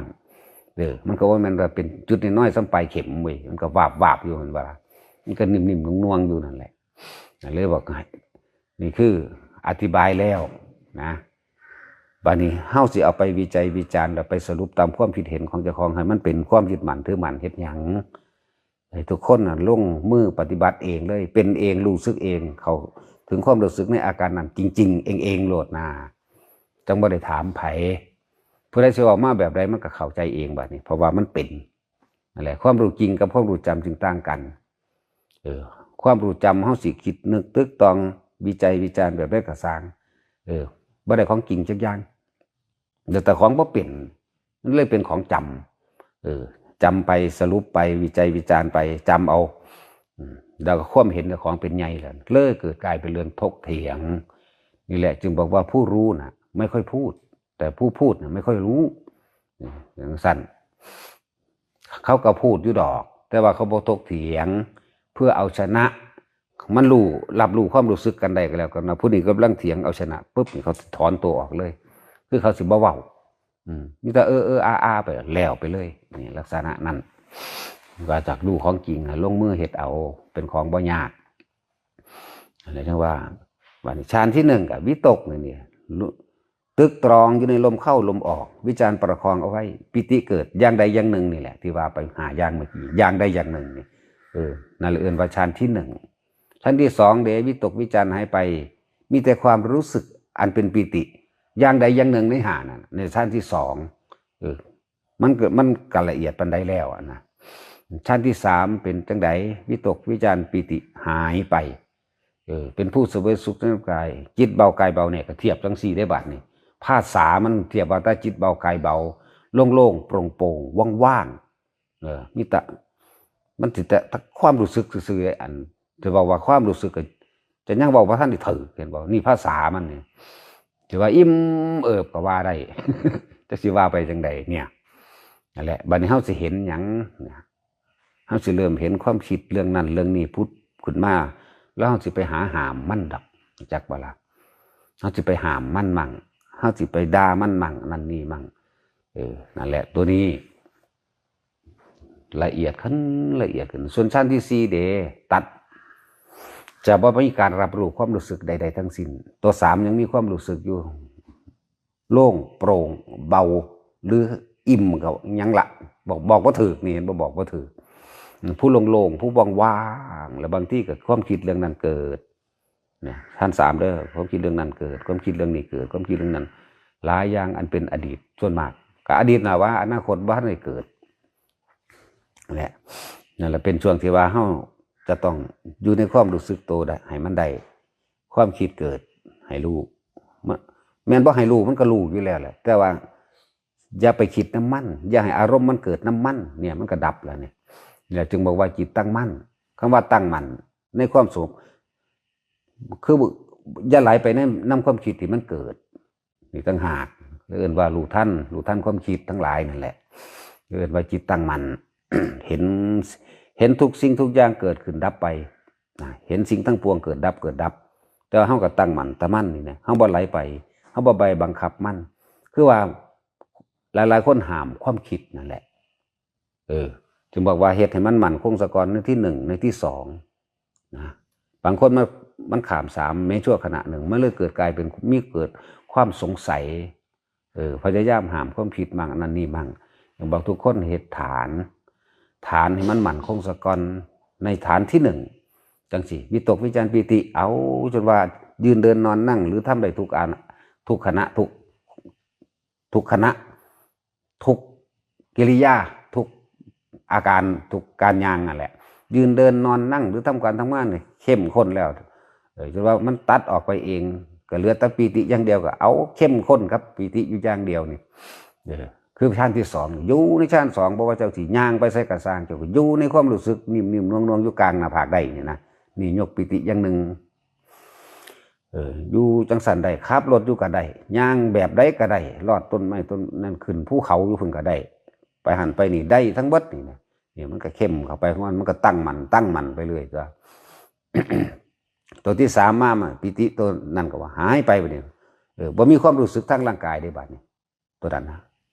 แต่ว่าเป็นความอิ่มเอิบอยู่ภายในบัดนี้เพิ่นเลยใส่ภาษาเสวยสุขในนามกายมั่งนะแต่มันเป็นภาษาอันนั้นแต่เฮานี่โล่งๆโป่งๆนั่นแหละเพื่อสิจับความคิดบ่ต้องห้ามมันได้บัดนี่นะแต่ถ้าได้1ได้2ไปแล้วตัวที่3ก็เลยมั่นคงเลยเห็นได้เร็วขึ้นข้ามความสงสัยในสิ่งทั้งปวงได้ถือว่ามันมีความเปลี่ยนแปลงเรื่องนั้นเรื่องนี้เกิดขึ้นตั้งอยู่ดับไปแบบนั้นแบบนี้ก็ว่าไปแต่ว่าเฮาบ่ไหลไปในความเกิดขึ้นตั้งอยู่ดับไปอารมณ์เกิดบ่ได้เฮาบ่ได้เข้าไปเป็นผู้คิดในความคิดนี่นะบัดนี้แม้นเฮาสิตั้งใจคิดแต่ว่าเฮาก็บ่ได้อยากให้เป็นนี่บ่ได้อยากได้ไม่ได้อยากเป็นนี่แหมเป็นธรรมดาคือเฮาสิเฮ็ดนั่นเฮ็ดนี่นั่นแหละเฮาก็ต้องคิดวางแผนคือกันเฮ็ดนั่นเฮ็ดอันนี้สิแล้วหรือบ่แล้วก็สร้างเขาบ่ตั้งหวังเด้เขาเอาปัจจุบันอยู่ในขณะเลยนะถือว่าให้เฮารู้เท่าทันในปัจจุบันขณะปัจจุบันขณะตรงหน้าทำงานก็เป็นการกระจิตตั้งมั่นโดยปัจจุบันขณะตรงหน้า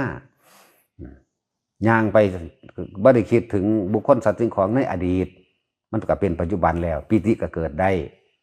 นั่นแหละสำหรับผู้อยู่ในระหว่างนี้ระหว่างที่สองถือว่าให้เฮาทำกรรมฐานอันใดอันหนึ่งเด้อทั้งเบิดนี่เป็นแค่กุศโลบายเพื่อให้เห็นความคิดที่เขาไปยึดไปติดไปถือมันเพื่อจะเห็นความคิดที่มันก่อเกิดในความอยากได้กับอยากเป็นนั่นแหละเป็นอารมณ์ถ้าอารมณ์เกิดพบเกิดถ้าอารมณ์บ่เกิดพบบ่เกิดเท่านี้นะนั่นแหละเพิ่นจึงให้เอากรรมฐานอานาปานสติเพราะว่ามันบ่ได้อาศัยอุปกรณ์อย่างอื่นเฮ็ดได้ตลอดเวลาที่เฮาหายใจนี่แหละเคยยินหลวงปู่ดุลเพิ่นเว้าถ้ามีเวลาหายใจก็มีเวลาปฏิบัติธรรมนั่นล่ะนี่นะปฏิเฮาเข้าใจว่าไผสิไปนั่งเบิ่งลมอยู่หั่นฝึกไปก่อนมันสิเห็นนั่นแหละจะพึ่งเถียงเพิ่นนะฟังไว้ก็เฮ็ดลองเบิ่งทดสอบทดลองตัวส่วนฌานที่4เนี่ยมันหายไปละ เปรียบเสมือนดุจดังว่าคนนอนหลับแต่ว่ามันรู้อยู่ดอกแต่ว่ามันออกมาเด้มันจังเว้ากันได้ออกมาอ่ะออกมาจากความว่างอันเวิ้งว้างเด้นั่นนะหาหม่องประมาณบ่ได้นั่นแหละก็เป็นธรรมดาจิตก็ต้องการพักผ่อนคือจิตนอนหลับนั่นแหละมันบ่คิดบ่นึกอิหยังเลยเปรียบเทียบนี่เป็นภาษาเห็นบ่ดูดังว่าจิตนอนหลับคือกายนอนหลับนั่นแหละกายก็ต้องการอาหารกินอิ่มพักผ่อนเห็นบ่ล่ะถ้ามันได้นอนหลับมันก็ตื่นเพิ่มขึ้นมีกำลังมากขึ้นอีกจิตก็ต้องการนอนหลับแต่ใส่มันคักหลายมันก็ล้าคือกันความคิดน่ะก็ยังล้านั่นแหละให้มันพักผ่อนสั่นถือว่าเข้าพักจิตนั่นสงบอารมณ์นี่เขาชั้น4เลยเปรียบเทียบเป็นภาษาว่าเข้าพักจิตสงบอารมณ์แต่ว่าอันนี้นั่นน่ะเอาไว้มันเป็นเองซะมันบ่มีผู้ใดตั้งใจเข้าได้ดอกมีแต่ทำไปโดยลำดับของมันแล้วมันก็ปึบไปเองดอกนั้นถ้าตั้งใจบ่ได้นะ ตัวนี้นั่นแหละมันยังมีเจตนาอยู่ให้มันลอยไปเองมันเป็นไปเอง จนกว่าจิชินชำนาญเฮ็ดได้เป็นแสนเป็นล้านครั้งสะก่อนจังว่ากันแนวจังสิแต่ว่าบ่ต้องไปบืนใส่มันดอกเอา1 2 3นี่ก็บรรลุได้แล้วรู้แล้วคำว่าบรรลุนี่ท่านความคิดเจ้าของบ่ให้เกิดอารมณ์ได้แล้วนะท่านความคิดสิกำลังปรุงแต่งหยุดมึงสิไปเกิดไปตายทั้งใดนี่มันก็หยุดปั๊บรู้แล้วมันก็ขึ้นมาหันตัวอันรู้หยังรู้ความคิดนะเมื่อตายเห็นกำลังสิคิดจังสิดึงขึ้นมาปั๊บเนี่ยเอาอีหยังมาเป็นฐานที่ตั้งแห่งการกระทำข่าวล่มนั่นแหละเนี่ยอยู่ในอันที่1อยู่ในอันที่2อยู่ในอันที่3ได้แล้วแหละว่าหาตั้งแต่ไปบืนใส่แบบนั้นดอกส่วนเรื่องย่านนั่นย่านนี่แย่นนี่ยุดว่าต้องไปหัวซ่ามันดอกมันเป็นสื่อภาษาสื่อมันว่าต่างจากความฝันที่เขาฝันเห็นดอกส่วนมากมันเอาความฝันมาเว้ากันบ่เลิกบ่แล้วรู้อดีตรู้อนาคตเป็นจริงดังที่ผมเห็นก็ได้ประโยชน์ยังล่ะเป็นจริงดังที่เห็นนั่นแหละนี่จะไปสร้างความเป็นอัตตาตัวตนสร้างมณะทางสิทธิไปยึดมันถือมันในความเห็นของตนเป็นใหญ่แล้วก็ล่งยากตัวจากว่าละทั้งเบิดเนี่ยนะเป็นแค่กุศโลบายในการที่ให้หูเห็นอนิจจังทุกขังอนัตตานี่เด้มันยังก็แล้วแต่ในสังโยชน์10ในปฏิจจสมุปบาทสายเกิดสายดับในบารมี10ในยังก็แล้วแต่เพื่อจะเห็นสิ่งทั้งปวงไม่เที่ยงเป็นอนัตตาเพื่อสิว่าเขาไปยึดมั่นถือมั่นทั้งนั้นทั้งเดเมื่อเขาบ่เข้าไปยึดแล้วว่าเว้นก็คือกันหลักกับเฮาไม่เข้าไปยึดมั่นถือมั่นในสังขารทั้งปวงนี่ไหมคือความคิดทั้งหลายนี่ไหมว่าเขาไปยึดให้มันเป็นให้มันได้ให้มันก่อเกิดอารมณ์มันเกิดอารมณ์มาได้ก็เป็นอวัตดับละจบละจือว่าสัพเพธัมมานารังอภินิเวสสะเนี่ยสิ่งทั้งหลายทั้งปวงรวมหมดเลยนี่ไม่ควรเข้าไปยึดมั่นถือมั่นมันจบอยู่มึงนี่นึงนิพพานมันก็นิพพานดิบๆนี่แหละนิพพานน้ำเจ้าของนี่แหละบ่ได้ไปบ่ได้เป็นวิมานบ่ได้กว้างบ่ได้น้อยบ่ได้ใหญ่บ่ได้แคบบ่ได้หยังดับในความอยากของเจ้าของเองจบเลยเด้นั่นแหละพอ